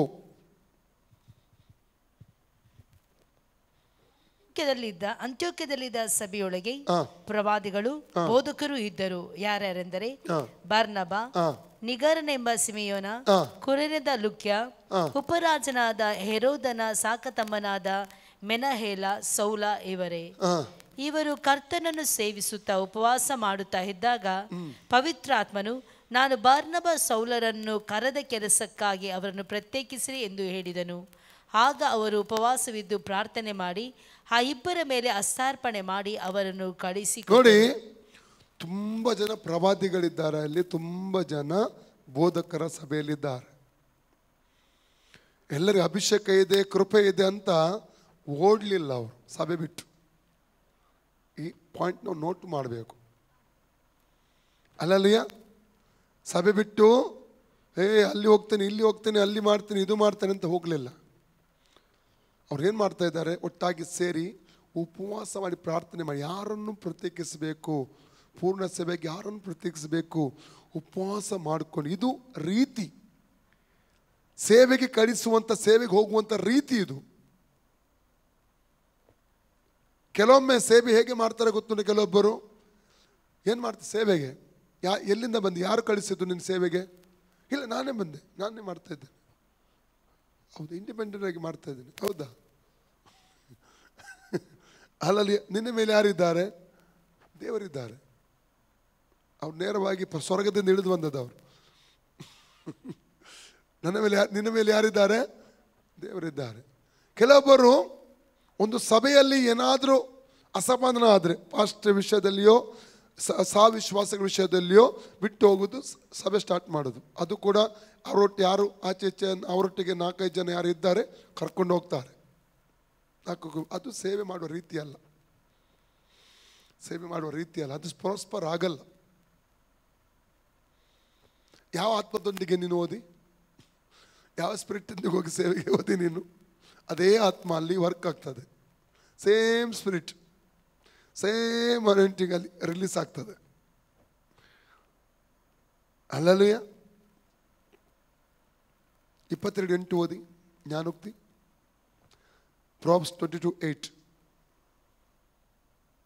ಒಂದು ವೇಳೆ ಆನ್ಲೈನಲ್ಲಿ ಯಾವ ದೇವ ಸೇವಕರು ಅಥವಾ ಸೇವೆಗೆ ಹೋಗುವವರು ಕೇಳ್ತಾ ಇದ್ದರೆ ಈ ವಾಕ್ಯವನ್ನು ದಯಮಾಡಿ ಅರ್ಥ ಮಾಡಿಕೊಳ್ಳಿ. ಅಧೀನತೆ, ಕವರಿಂಗ್ ನಮಗೆ ಒಂದು ಬೇಕು. ಓಕೆ.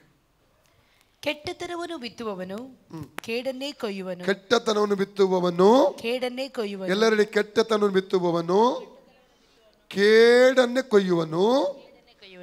ಹೆಮ್ಮೆಯಿಂದ ಹಿಡಿದ ದಂಡವು ಹೆಮ್ಮೆ. ನನಗೆ ಅಭಿಷೇಕ ಇದೆ, ನನಗೆ ಕೃಪೆ ಇದೆ, ನನಗೆ ವರ ಇದೆ, ನನಗೆಲ್ಲ ಗೊತ್ತು. ಹೆಮ್ಮೆಯಿಂದ ಹಿಡಿದ ದಂಡ ಏನಾಗ್ತದೆ? ಅವನ ಕೈಯಿಂದ ಬಿದ್ದು ಹೋಗುವುದು. ಕೆಲವೊಬ್ಬರು ಸಭೆಯಲ್ಲಿ ಏನಾದ್ರು ಅಸಮಾಧಾನ ಬಿಟ್ಟು ಹೋಗುವುದು, ಏನಾದ್ರು ಸ್ಟಾರ್ಟ್ ಮಾಡ್ತಾರೆ. ಹಲ್ಲೆಲೂಯಾ. ಪಾಸ್ಟ್ ಅಂತ ಹೆಸರಿಡ್ತಾರೆ. ನಾನು ಪಾಸ್ಟ್ರ್, ನಾನು ಅಸಿಸ್ಟೆಂಟ್ ಪಾಸ್ಟ್ರ್, ನಾನು ಎಲ್ಡರ್, ನಾನು ಲೀಡ್ರ್, ಏನೊಂದು ಅವರಿಗೆ ಪದವಿ ಬೇಕಷ್ಟೇ. ಅಂತರ್ ಒಳಗಿರುವುದೇ ಪದವಿ. ಅರ್ಥ ಆಯ್ತಲ್ಲ? ಎಷ್ಟೋ ದೇಶ ಹೋಗೋ ನಿಮಿತ್ತನ ಎಷ್ಟೋ ಅನುಭವ ಇದೆ ನನಗೆ. 25 ವರ್ಷಗಳಿಂದ ಪೂರ್ಣ ಸೇವೆಯಲ್ಲಿ ನಾನಿದ್ದೇನೆ. ಕಣ್ಣಲ್ಲಿ ಕಂಡಂಥ ಸತ್ಯಗಳನ್ನು ನಾನು ಇವತ್ತು ಈ ವೇದಿಕೆಯಲ್ಲಿ ನಿಂತು ನಿಮ್ಮ ಜೊತೆ ಮಾತಾಡ್ತಾ ಇದ್ದೇನೆ. ಇನ್ನುಗಳಿಗೆ ಪದವಿ ಮೋಹ ಇರ್ತದೆ, ಅದಕ್ಕಾಗಿ ಹೋಗ್ತಾರೆ. ಹಲ್ಲೆಲೂಯಾ. ಬೇರೆ ಬೇರೆ ರೀಸನ್ಗಳಿಂದ ಅವರಿಗೆ ನಾಯಕತ್ವ ಬೇಕಾಗಿರುವುದಿಲ್ಲ, ನಾಯಕತ್ವ ಅಧೀನತೆ ಬೇಕಾಗಿರುವುದಿಲ್ಲ.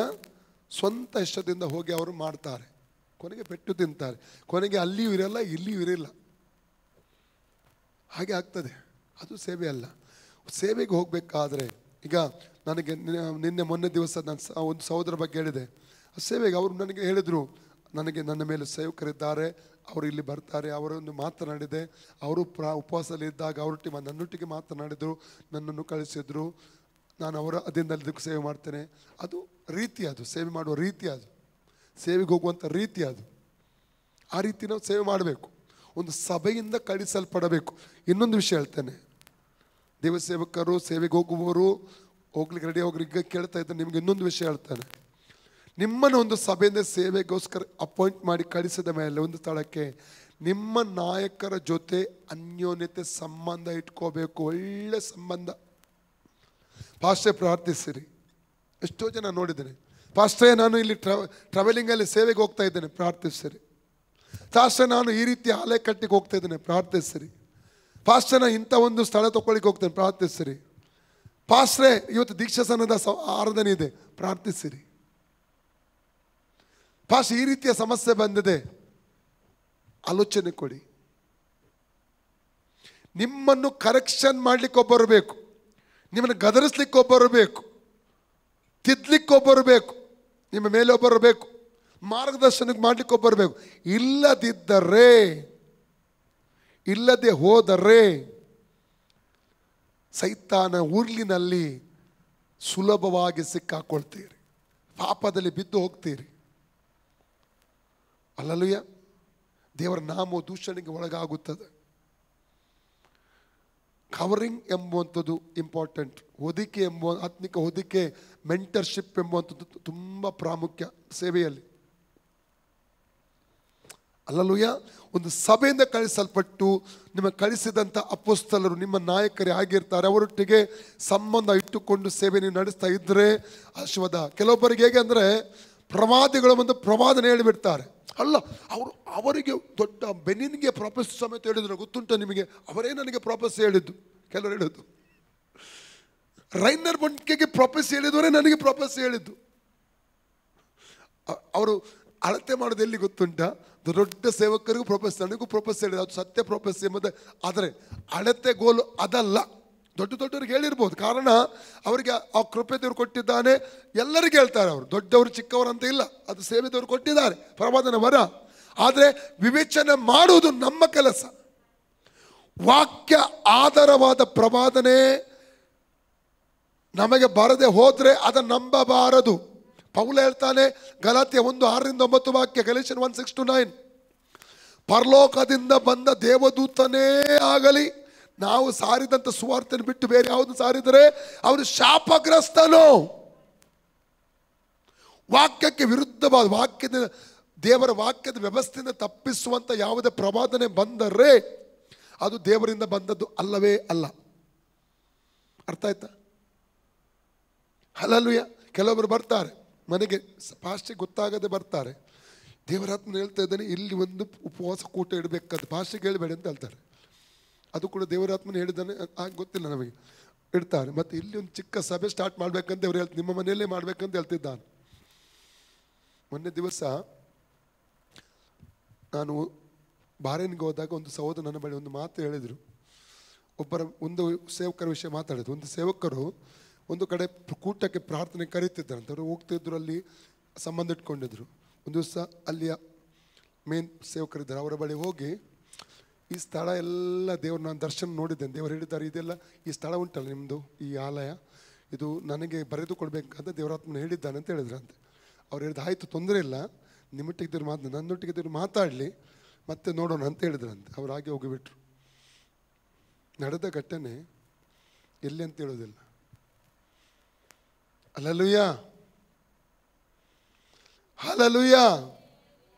ಎಷ್ಟು ಅರ್ಥ ಆಗ್ತಾ ಇದೆ? ಹಲ್ಲೆಲೂಯಾ.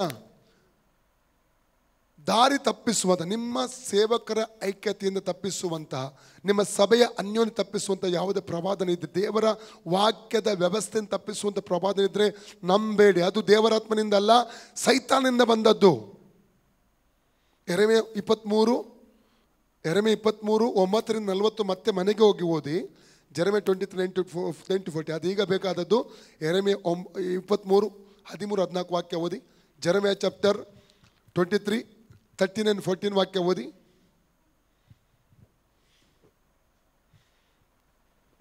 ನಾನು ಸಮಾರ್ಯದ ಪ್ರವಾದಿಗಳಲ್ಲಿ ಆಯುಕ್ತವನ್ನು ನೋಡಿದ್ದೇನೆ. ಅವರು ಬಾಳ್ ದೇವತೆಯ ಆವೇಶದಿಂದ ಪ್ರವಾದಿಸಿ ಇಸ್ರಾಯೇಲ್ ಎಂಬ ನನ್ನ ಜನರನ್ನು ಮಾರ್ಗ ತಪ್ಪಿಸಿದ್ದಾರೆ. ಯೆರೂಸಲೇಮಿನ ಪ್ರವಾದಿಗಳಲ್ಲಿಯೂ ನಾನು ಅಸಹ್ಯವನ್ನು ನೋಡಿದ್ದೇನೆ. ಅವರು ವ್ಯಭಿಚಾರ ಮಾಡಿ ಮೋಸದಲ್ಲಿ ನಡೆದು ದುಷ್ಟರಲ್ಲಿ ಯಾವನು ತನ್ನ ದುಷ್ಟತನವನ್ನು ಬಿಡದಂತೆ ಅವರ ಕೈಗಳನ್ನು ಬಲಪಡಿಸಿದ್ದಾರೆ. ಪಾಪದ ಜೀವಿಸುವವರೆಗೂ bless you, kiss you, Jesus kiss you. ಪಾಪದಿಂದ ಎಚ್ಚರಿಸುವುದಿಲ್ಲ, ಪರಿಶುದ್ಧದ ಬಗ್ಗೆ ಹೇಳುವುದಿಲ್ಲ. ಮುಂದೆ ಓದಿ. ಅವರೆಲ್ಲರೂ ಸೋದೋಮಿನಂತೆ, ಆ ಪುರ ನಿವಾಸಿಗಳು ಗೋಮೋರದ ಹಾಗೆ ನನಗೆ ಕಾಣುತ್ತಾರೆ. ಆದ ಕಾರಣ 13ನೇ ವಾಕ್ಯ ಓದಲಿಲ್ಲ ಅಲ್ಲ?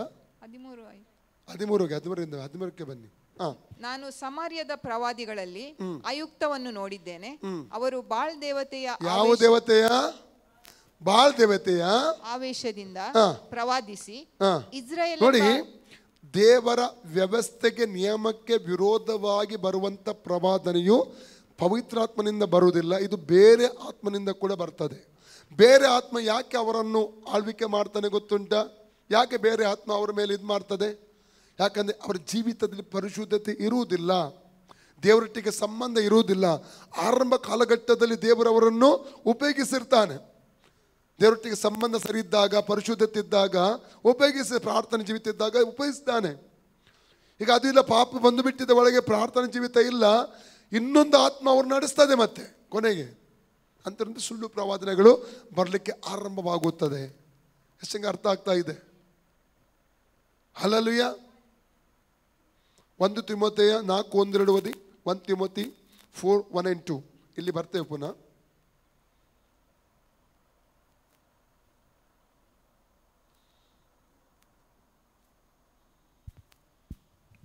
ಆದರೂ ದಿನಗಳಲ್ಲಿ ಕೆಲವರು ವಂಚಿಸುವ ಆತ್ಮಗಳ ನುಡಿಗಳಿಗೂ ದೆವ್ವಗಳ ಬೋಧನೆಗಳಿಗೂ ಲಕ್ಷ್ಯ ಕೊಟ್ಟು. ಹೇಗೆ ವಂಚಿಸುವ ಆತ್ಮಗಳ ನುಡಿಗೆ ಕಿವಿಗೊಡುವುದು, ದೆವ್ವಗಳ ಬೋಧನೆ ಕಿವಿಗೊಡುವುದು? ವಂಚಿಸುವ ಆತ್ಮ ನುಡಿಗೆ ಕಿವಿಗೊಡುವುದು ಸುಳ್ಳು ಪ್ರವಾದನೆ ಮತ್ತು ದೆವ್ವಗಳ ಬೋಧನೆಗೆ ಲಕ್ಷ್ಯ ಕೊಟ್ಟು ಕ್ರಿಸ್ತ ನಂಬಿಕೆಯಿಂದ ಭ್ರಷ್ಟರಾಗುವರೆಂದು ದೇವರಾತ್ಮನು ಸ್ಪಷ್ಟವಾಗಿ ಹೇಳುತ್ತಾನೆ. ಸುಳ್ಳು ಬೋಧಕರು ಬಂದು ಸ್ವಂತ ಮನಸ್ಸಿನಲ್ಲಿ ಅಪರಾಧಿಗಳೆಂಬ ಬರೆಯುಳ್ಳವರಾದರೂ ಬರೆಯುಳ್ಳವರಾದರೂ ತಾವು ನೀತಿವಂತರೆಂದು ತೋರ್ಪಡಿಸಿಕೊಂಡು ಮತ್ತೆ ಉಪದೇಶಕ್ಕೆ ಸಂಬಂಧವಾದ 3ನೇ ವಾಕ್ಯ, ಮದುವೆ ಆಗಬಾರದು. ಅದರ ಅರ್ಥ ಏನೆಂದರೆ, ಇವತ್ತಿನ ದಿನಮಾನಗಳಲ್ಲಿ ಮದುವೆ ಆಗದೆ ಜೀವಿಸುವಂಥವ್ರನ್ನ ನೋಡ್ತೇವೆ. ಅದು ಬೇರೆ ಸಬ್ಜೆಕ್ಟ್. ಈಗ ಮದುವೆ ಆಗದೆ ಒಟ್ಟಿಗೆ ಜೀವಿಸ್ತಾ ಇದ್ದಾರೆ. ಯುರೋಪ್ ಖಂಡದಲ್ಲೆಲ್ಲ ಹೋದರೆ ಗೊತ್ತಾಗ್ತದೆ. ಅಮೆರಿಕಾ, UK, ಆಸ್ಟ್ರೇಲಿಯಾ ಎಲ್ಲ ಕೆಲವು ಕಡೆ ನೋಡ್ತೇವೆ ನಾವು. ಮಕ್ಕಳಾಗ್ತಾರೆ, ಮದುವೆ ಆಗಲ್ಲ ಅವರು.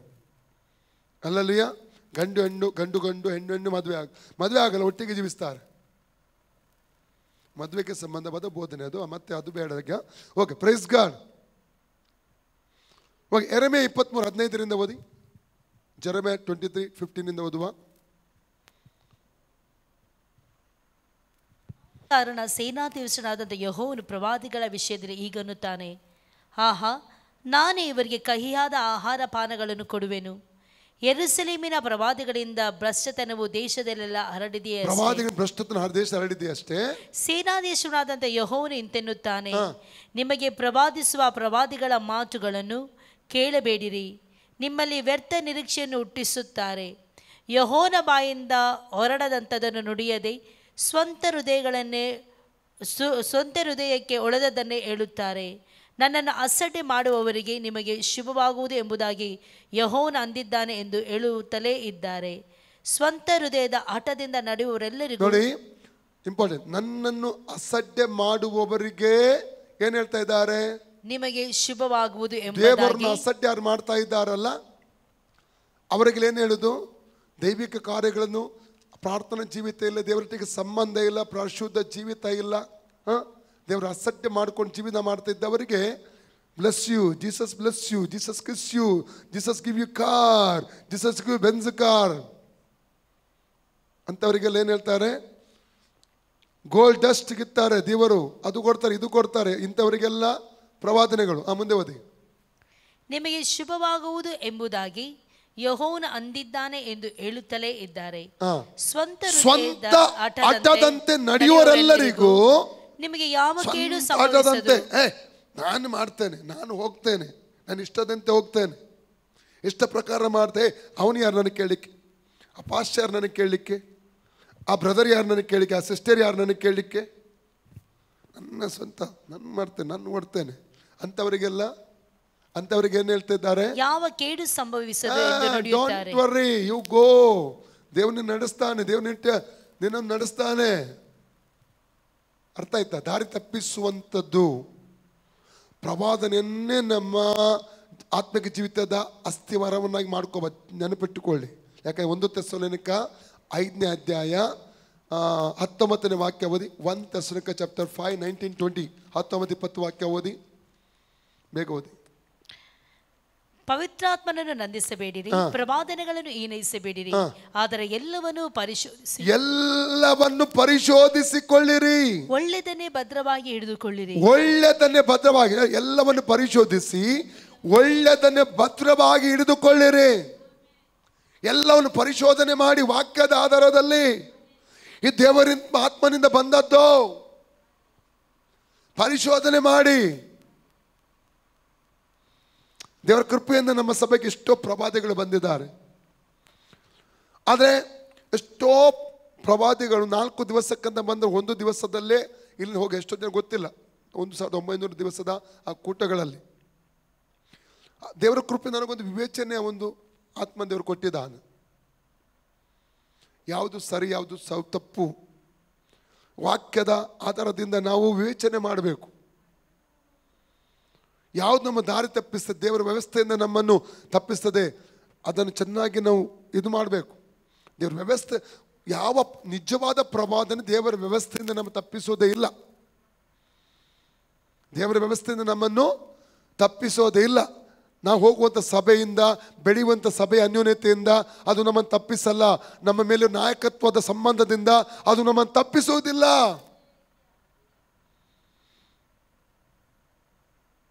ಹಲ್ಲೆಲೂಯಾ. ಪ್ರವಾದನೆಗಳು, ದೇವರ ಆತ್ಮನು ಹೇಳ್ತಾ ಇದ್ದಾನೆ, ನೀವು ನಮ್ಮ ಸಭೆಗೆ ನೀವು ಏನು ಕಂಬವಾಗಿ ದೇವರು ನಿಮ್ಮಿಟ್ಟಿದ್ದಾನೆ.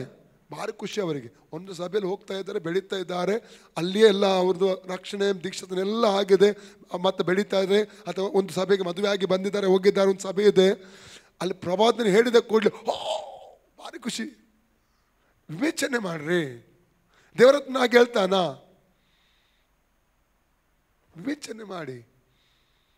ದೇವರ ನಿಯಮದಿಂದ, ದೇವರ ವ್ಯವಸ್ಥೆಯಿಂದ ನಿಜವಾದ ಪ್ರವಾದನೆ ನಿಮ್ಮನ್ನು ತಪ್ಪಿಸುವುದೇ ಇಲ್ಲ, ದಾರಿ ತಪ್ಪಿಸಲ್ಲ. ಪವಿತ್ರಾತ್ಮನು ಗಲಿಬಿಲಿಗೆ ಕಾರಣನಲ್ಲ. ಬದಲು ಕೈ ಕೊಟ್ಟಿಲ್ಲ, ಪವಿತ್ರಾತ್ಮನು ಗಲಿಬಿಲಿಗೆ ಕಾರಣನಲ್ಲ. ಅದಕ್ಕೆ ನಾನು ಅವಾಗಲೇ ಹೇಳಿದ ಆಚೆ ಸೇವೆಗೆ ಹೋಗುವಾಗ ನಿಮ್ಮ ಸೇವಕರ ಜೊತೆ ಒಟ್ಟಾಗಿ ಸೇರಬೇಕು. ಅಲ್ಲಿ ಏನು ಸೇವೆ ಸಿಗ್ತದೆ ಅಂಟಿಕೊಂಡಿರಿ. ಹೇಗೆ ಎಲೀಷಾ ಎಲ್ಲಿ ಹೋದ್ರು ಎಲ್ಲಿ ಹೋದ್ರು ಹೋಗ್ತಾ ಇದ್ದ. ಏನು ಬೇಕು? ಡಬಲ್ ಅನಾಯಿಂಟಿಂಗ್ ಬೇಕು. ಎಲಿಯನ ಹಿಂದಕ್ಕೇನೆ ಹೋದ. ಬೆತೆಲಿಗೆ ಹೋದ, ಗಿಲ್ಗಾಲಿಗೆ ಹೋದ, ಯೋರ್ದಾನಿಗೆ ಹೋದ, ಎರಿಕೋ ಎಲ್ಲ ಕಡೆ ಹಿಂಬಾಲಿಸಿದ. ತನ್ನ ನಾಯಕನ ಹಿಂಬಾಲಿಸಿದ. ನಾಯಕನಿಗೆ ನೀರು ಕೊಡ್ತಾ ಇದ್ದ. 2 ವರ್ಷ 3 ಸೇವೆ ಮಾಡಿದ ಜೊತೆಯಲ್ಲಿ. ಸಮಯ ಬಂತು, ಹೊದಿಕೆ ಬಿತ್ತು. ಅರ್ಥ ಆಯ್ತಾ? ಹಲ್ಲೆಲೂಯಾ. ಅಭಿಷೇಕ ಬೀಳಬೇಕಾದ್ರೆ ನೀವಿರುವಂಥ ಸಭೆಯಲ್ಲಿ ನೀವು ಏನು ಮಾಡಬೇಕು? ಸೇವೆಗೆ ಕೈ ಜೋಡಿಸಬೇಕು, ಸೇವೆ ಮಾಡಬೇಕು, ಜೊತೆ ಸೇರಬೇಕು. ಹಲ್ಲೆಲೂಯಾ. ನಿಮ್ಮ ಸಭೆಯೊಂದಿಗೆ ಕನೆಕ್ಟ್ ಆಗಿರಬೇಕು, ಸೇವಕರೊಂದಿಗೆ ಕನೆಕ್ಟ್ ಆಗಿರಬೇಕು, ಅಧೀನತೆಯಲ್ಲಿ ನಿಲ್ಲಬೇಕು. ತಕ್ಕ ಸಮಯದಲ್ಲಿ ಉಪಯೋಗಿಸ್ತಾನೆ. ಸೇವೆಗೆ ಹೋಗುವುದು ನಿಮ್ಮ ಸಭೆಯಿಂದ ನಿಮ್ಮನ್ನು ಹಸ್ತಾರ್ಪಣೆ ಮಾಡಿ ಪ್ರಾರ್ಥನೆ ಮಾಡಿ ಕಳಿಸಿಕೊಟ್ಟ ನಂತರ ನಿಮ್ಮ ಸಭಾಪಾಲಕರ ಜೊತೆಯಲ್ಲಿ ನೀವು ಅನ್ಯೋನ್ಯತೆಯಲ್ಲಿ ಇರಬೇಕು, ಸಂಬಂಧದಲ್ಲಿ ಇರಬೇಕು. ಹಲ್ಲೆಲೂಯಾ. ರಿಪೋರ್ಟ್ ಕೊಡಬೇಕು, ಮಾಹಿತಿ ಕೊಡ್ತಾ ಇರಬೇಕು. ಏನು ನಡೀತಾ ಇದೆ, ಹೇಗೆ ನಡೀತಾ, ಪ್ರಾರ್ಥನೆ ಪ್ರೇಯರ್ ಮಾಡಿ. ಹಲ್ಲೆಲೂಯಾ. ನಿಮ್ಮನ್ನು ಗದರಿಸೋರು ಬರಬೇಕು. ಇವ್ರು ಗಾದರಿಸೋದು ಬಿಡಿ, ಸ್ವಂತ ಹಠದಂದೆ ಹೋಗೋ ಎಷ್ಟೋ ಜನ ನೋಡ್ದು. ಅಲ್ಲ, ನನಗೆ ಅದು ಆ ಬೆನಿನ್ಗೆ ಪ್ರೊಫೆಸ್ ಹೇಳಿದ್ದು, ಅದೇ ಸೇವಕ ನನಗೆ ಪ್ರೊಫೆಸ್ ಹೇಳಿದ್ದು, ಅದಕ್ಕಾಗಿ ನಾನು ಸೇವೆಗೆ ಹೊರಟದ್ದು. ಬೆನಿನ್ಗೆ ಅಲ್ಲ, ಕ್ಯಾಥರಿನ್ ಕುಲ್ಮನ್ಗೆ ಪ್ರೊಫೆಸ್ ಹೇಳಿದವರು ಇದ್ರು. ವಾಕ್ಯದ ವ್ಯವಸ್ಥೆ ನಿಮ್ಮ ತಪ್ಪಿಸಿದ್ರೆ ಅದು ನಿಜ ಪ್ರವಾದನೆ ಅಲ್ಲವೇ ಅಲ್ಲ. ಇಂಪಾಸಿಬಲ್. ವಾಕ್ಯ ಕೊನೆಗೆ ಎಲ್ಲಕ್ಕಿಂತಲೂ ಮೇಲಾಗಿ ವಾಕ್ಯ ಸತ್ಯ, ವಾಕ್ಯ ನಮ್ಮ ಅಡಿಪಾಯ. ಎಲ್ಲಕ್ಕೂ ಪ್ರತಿಯೊಂದು ಆತ್ಮಿಕ ವ್ಯವಸ್ಥೆಗೆ ವಾಕ್ಯವೇ ಅಡಿಪಾಯ. ಇದು ಇಂಪಾರ್ಟೆಂಟ್, ಯಾವಾಗ ನೆನಪಿಟ್ಟುಕೊಳ್ಳಿ. Hallelujah, hallelujah, hallelujah. ಬದಲು ಕೈ ಕೊಟ್ಟೇಳಿ ತಿದ್ದುವವರು ಬೇಕು, ನಡೆಸುವವರು ಬೇಕು. ತಿದ್ದುವವರು ಬೇಕು, ನಡೆಸೋರು ಬೇಕು. ಇನ್ನು ವಾಕ್ಯ ಕೊಡ್ತಾನೆ ಬೇಕಾದರೆ ಜ್ಞಾನೋಕ್ತಿ 12:1 ಓದಿ. ಪ್ರಾಬ್ಸ್ 12:1. ಕೆಲವರಿಗೆ ಈ ರೀತಿಯ ಆಶೀರ್ವಾದದ ವಾಕ್ಯ ಕೇಳುವಾಗ ಭಾರಿ ಕಷ್ಟ ಆಗ್ತದೆ. ಬ್ಲೆಸ್ ಯು, ಕಿಸ್ ಯು ಅಂತ ಹೇಳ್ತಾ ಹೋದ್ರೆ ಉಂಟಲ್ಲ, ಭಾರಿ ಸಂತೋಷ. ಜ್ಞಾನೋಕ್ತಿ 12:1, ಪ್ರಾಬ್ಸ್ 12:1. ತಿಳುವಳಿಕೆಯನ್ನು ಪ್ರೀತಿಸುವವನು ಶಿಕ್ಷಣವನ್ನು ಪ್ರೀತಿಸುತ್ತಾನೆ, ಪಶುಪ್ರಾಯನು ಗದರಿಕೆಯನ್ನು ದ್ವೇಷಿಸುತ್ತಾನೆ. ನೋಡಿ, ತಿಳುವಳಿಕೆಯನ್ನು ಪ್ರೀತಿಸುವವನು ಏನ್ ಮಾಡ್ತಾನೆ? ಶಿಕ್ಷಣ ಅಂದ್ರೆ ಏನು? ಶಿಕ್ಷಣ ಪ್ರೀತಿಸು. ಶಿಕ್ಷಣ ಎಂಬುದಾಗಿ ಹೇಳ್ಬೇಕಾದ್ರೆ ತರಬೇತಿ, ನಡೆಸುವುದು, ತರಬೇತಿ, ಕಲಿಸುವುದು. ಶಿಕ್ಷಣ ಅಂದ್ರೆ ಅರ್ಥ ಏನು? ಇಂಗ್ಲಿಷ್ ಏನು ಕೊಟ್ಟಿದ್ದೆ ಅದಕ್ಕೆ? Whoever loves discipline loves. Hallelujah. ಯಾವುದನ್ನು ಪ್ರೀತಿಸ್ತಾರೆ? ನಾಲೆಡ್ಜ್, ತಿಳುವಳಿಕೆಯನ್ನು ಪ್ರೀತಿಸುವವರು ಡಿಸಿಪ್ಲಿನ್ ಅನ್ನು ಪ್ರೀತಿ ಮಾಡ್ತಾರೆ. Discipline important. ಶಿಕ್ಷಣ ಇಂಪಾರ್ಟೆಂಟ್. ನಮಗೆ ಡಿಸಿಪ್ಲಿನ್ ಮಾಡೋರು ಬರಬೇಕು, ಶಿಕ್ಷಣಕ್ಕೆ ನಡೆಸೋರು ಬರಬೇಕು. ಸುಮ್ಮನೆ ಒಂದು ಸೇವಕರನ್ನು ಒಂದು ಸಭೆಯಲ್ಲಿ ಇಟ್ಟಿರುವುದಿಲ್ಲ ಪ್ರಿಯರೇ. ಅವರ ಮೇಲೆ ಒಂದು ಅಭಿಷೇಕ ಇರ್ತದೆ. ಹಲ್ಲೆಲೂಯಾ. ಇವನ್ ನಮ್ಮ ಸಭೆಯಲ್ಲಿ ಕೂಡ ವಿದ್ಯಾಭ್ಯಾಸ ನನಗಿಲ್ಲ. 8ನೇ ತರಗತಿಯಲ್ಲಿ ಅರ್ಧದಲ್ಲಿ ಬಿಟ್ಟವನು. ಹಲ್ಲೆಲೂಯಾ. ಅಂಥದರಲ್ಲಿ ಬೈಬಲ್ ಒಂದು ನನಗೇನು ಗೊತ್ತೇ ಇರಲಿಲ್ಲ, ರಕ್ಷಣೆ ಒಂದುವರೆಗೆ. ಅಂತ ದೇವ್ರನ್ನ ಉಪಯೋಗಿಸಬೇಕಾದ್ರೆ ಅಭಿಷೇಕದ ಆ ಕೃಪೆಯಿಂದ ಸಿಕ್ಕಿದ ಅಭಿಷೇಕದಿಂದ ಮಾತ್ರ ಸೇವೆ ಮಾಡಲಿಕ್ಕೆ ಸಾಧ್ಯ. ಆ ಕೃಪೆ ದೇವ್ರು ಕೊಡ್ತಾನೆ, ಅಭಿಷೇಕ ಕೊಡ್ತಾನೆ. ನಂಬಿಗಸ್ತರಾಗಿ ನಾವು ಮಾಡಬೇಕು ಅದನ್ನು. ಹಲ್ಲೆಲೂಯಾ. ನೋಡಿ, ತಿಳುವಳಿಕೆಯನ್ನು ಪ್ರೀತಿಸುವವನು ಯಾವುದನ್ನು ಪ್ರೀತಿಸ್ತಾ? ಶಿಕ್ಷಣ ಇಂಪಾರ್ಟೆಂಟ್. ಶಿಕ್ಷಣ, ಜ್ಞಾನ ಯಾರು ಪ್ರೀತಿಸ್ತಾನೆ, ತಿಳುವಳಿಕೆ ಯಾರೆಲ್ಲ ಪ್ರೀತಿಸ್ತಾರೆ ನೋಡಿ ಅಂತ ಅವರು ಶಿಕ್ಷಣ ಪ್ರೀತಿ ಮಾಡ್ತಾರೆ. ಡಿಸಿಪ್ಲಿನ್ ಪ್ರೀತಿಸ್ತಾರೆ. ಅವರು ಡಿಸಿಪ್ಲಿನ್ ಒಪ್ಪಿಕೊಳ್ತಾರೆ. ಡಿಸಿಪ್ಲಿನ್ ಬೇಕು ನಮಗೆ, ಶಿಸ್ತು ಬೇಕು, ಕ್ರಮ ಬೇಕು. ಒಂದು ಕ್ರಮ ಇದೆ ಸಭೆಗೆ, ಸೇವೆಗೊಂದು ಕ್ರಮ ಇದೆ, ಡಿಸಿಪ್ಲಿನ್ ಇದೆ. ಪಶುಪ್ರಾಯ ಅಂದ್ರೆ ಗೊತ್ತಾಯ್ತಲ್ಲ ನಿಮಗೆ? ಪಶುಪ್ರಾಯ ಏನ್ ಮಾಡ್ತಾ ಇದ್ದಾನೆ? ಗದರಿಕೆಯನ್ನು ಭೇದಿಸ್ತಾನೆ. ಯಾಕೆಂದರೆ ನೋಡಿ, ಒಂದು ವಾಕ್ಯ ಉಂಟು, 9ನೇ ಜ್ಞಾನೋಕ್ತಿ 7-9 ಓದಿ. ಪ್ರಾಬ್ಸ್ 9:7-9. ಧರ್ಮ ನಿಂದಕನನ್ನು ಶಿಕ್ಷಿಸುವವನು ತನ್ನನ್ನು ಅವಮಾನಕ್ಕೆ ಗುರಿ ಮಾಡಿಕೊಳ್ಳುವನು. ಧರ್ಮ ನಿಂದಕನನ್ನು ಯಾರು ಶಿಕ್ಷಿಸ್ತಾರಲ್ಲ, ಅಂದರೆ ಗದರಿಸ್ತಾರಲ್ಲ, ಅವರಿಗೆ ಅವಮಾನ ಆಗ್ತದೆ. ಅಲ್ಲಲ್ಲಿ ನಿಜವಾಗಿ ಒಬ್ಬ ವ್ಯಕ್ತಿಗೆ ಏನಿಲ್ಲ, ಓಪನ್ ಇಲ್ಲ, ತಿದ್ದಿಕೊಳ್ಳಿಕ್ಕೆ ರೆಡಿ ಇರುವುದಿಲ್ಲ. ಕೆಲವರು ತಿದ್ದಿಕೊಳ್ಳಿ ರೆಡಿ ಇಲ್ಲ. ಅಂಥವರಿಗೆ ಗದರಿಸ್ಲಿಕ್ಕೆ ಹೋದರೆ, ಹೇಳಿಕ್ಕೆ ಹೋದರೆ ಮತ್ತೆ ನಿಮ್ಮನ್ನು ಟಾರ್ಗೆಟ್ ಮಾಡಲಿಕ್ಕೆ ಸ್ಟಾರ್ಟ್ ಮಾಡ್ತಾರೆ. ಅವರು ನಿಮ್ಮನ್ನು ಎಲ್ಲಿ ತಪ್ಪಿ ಬೀಳ್ತಾನೆ, ನಿಮ್ಮ ಕುರಿತು ವಿರೋಧವಾಗಿ ಮಾತಾಡೋದು, ನಿಮ್ಮನ್ನು ದೂಷಿಸೋದು, ಟಾರ್ಗೆಟ್ ಆಗಿರ್ತೀನಿ ಆ ವ್ಯಕ್ತಿಯಾಗೆ. ಏನಂತಾರೆ, ಧರ್ಮ ನಿರೀಕ್ಷಿಸ್ತು ತನ್ನನ್ನು ಅವಮಾನಕ್ಕೆ ಗುರಿ ಮಾಡಿಕೊಳ್ತಾನೆ. ಕೆಟ್ಟವನನ್ನು ಗದರಿಸುವವನಿಗೆ ಏನಾಗ್ತದಂತೆ, ಕಳಂಕವಾಗ್ತದೆ. ಮುಂದೆ ಓದಿ. ಧರ್ಮ ನಿಂದಕನನ್ನು ಗದರಿಸಬೇಡ, ನಿನ್ನನ್ನು ಹಾಗೆ ಮಾಡುವ. ಹಾಗೆ ಮಾಡ್ತಾನಂತ ವ್ಯಕ್ತಿ. ನೀವು ನೋಡಿ, ತಿದ್ದಬೇಕಾದ ವ್ಯಕ್ತಿನೇ ತಿದ್ದಿ, ಯಾರು ಕೇಳಲ್ಲ, ಅಂಗೀಕಾರ ಮಾಡಲ್ಲ, ನಿಮ್ಗೆ ಗೊತ್ತಿರ್ತದೆ. ಅಂಥ ವ್ಯಕ್ತಿ ಬಗ್ಗೆ ಗೊಡವೆಗೇನೆ ಹೋಗ್ಬಾರ್ದು ನೀವು. ವಿಷಯ ಅರ್ಥ ಆಗ್ತಾ ಇದೆ? ಯಾಕಂದರೆ ಅನುಭವಿಸ್ತಾರೆ ಅವರು. ಪೆಟ್ಟು ತಿಂದ ಮೇಲೆ ಅವ್ರು ಬುದ್ಧಿ ಬರ್ತದೆ ಅಂಥವರಿಗೆ. ಅರ್ಥ ಆಯ್ತಲ್ಲ? ಮುಂದೆ ಓದಿ.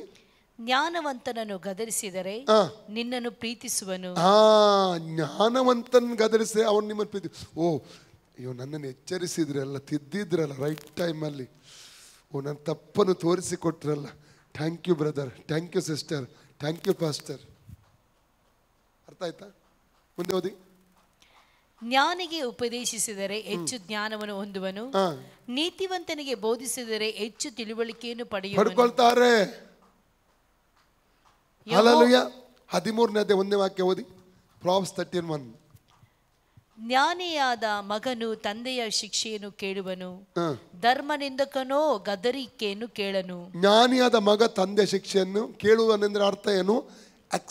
ಅಕ್ಸೆಪ್ಟ್, ಅಂಗೀಕಾರ ಮಾಡ್ತಾನೆ. ಗದರಿಸುವಾಗ, ತಿದ್ದುವಾಗ ಅಕ್ಸೆಪ್ಟ್, ಅಂಗೀಕರಿಸೋದು. ಅಕ್ಸೆಪ್ಟ್, ಸ್ವೀಕರಿಸೋದು. ಓ, ಹೌದಾ ಬ್ರದರ್, ಹೌದಾ ಸಿಸ್ಟರ್, ಹೌದಾ ಪಾಸ್ಟರ್. ಅಕ್ಸೆಪ್ಟ್ ಮಾಡೋದು, ತನ್ನ ತಪ್ಪನ್ನು ಅರಿತುಕೊಳ್ಳೋದು, ತಮ್ಮ ತಪ್ಪನ್ನು ತಿದ್ದುಕೊಳ್ಳುವಂಥದ್ದು. ಹಲ್ಲೆಲೂಯಾ.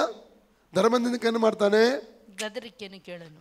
ಅವನಿಗೆ ಏನು ನಡೆದ್ರು ಅವನಿಗೆ ಗೊತ್ತೇ, ಆ ಫೀಲಿಂಗೇ ಇರಲ್ಲ, ಆ ಫೀಲಿಂಗಲ್ಲಿ ಇರಲ್ಲ ಅವನು.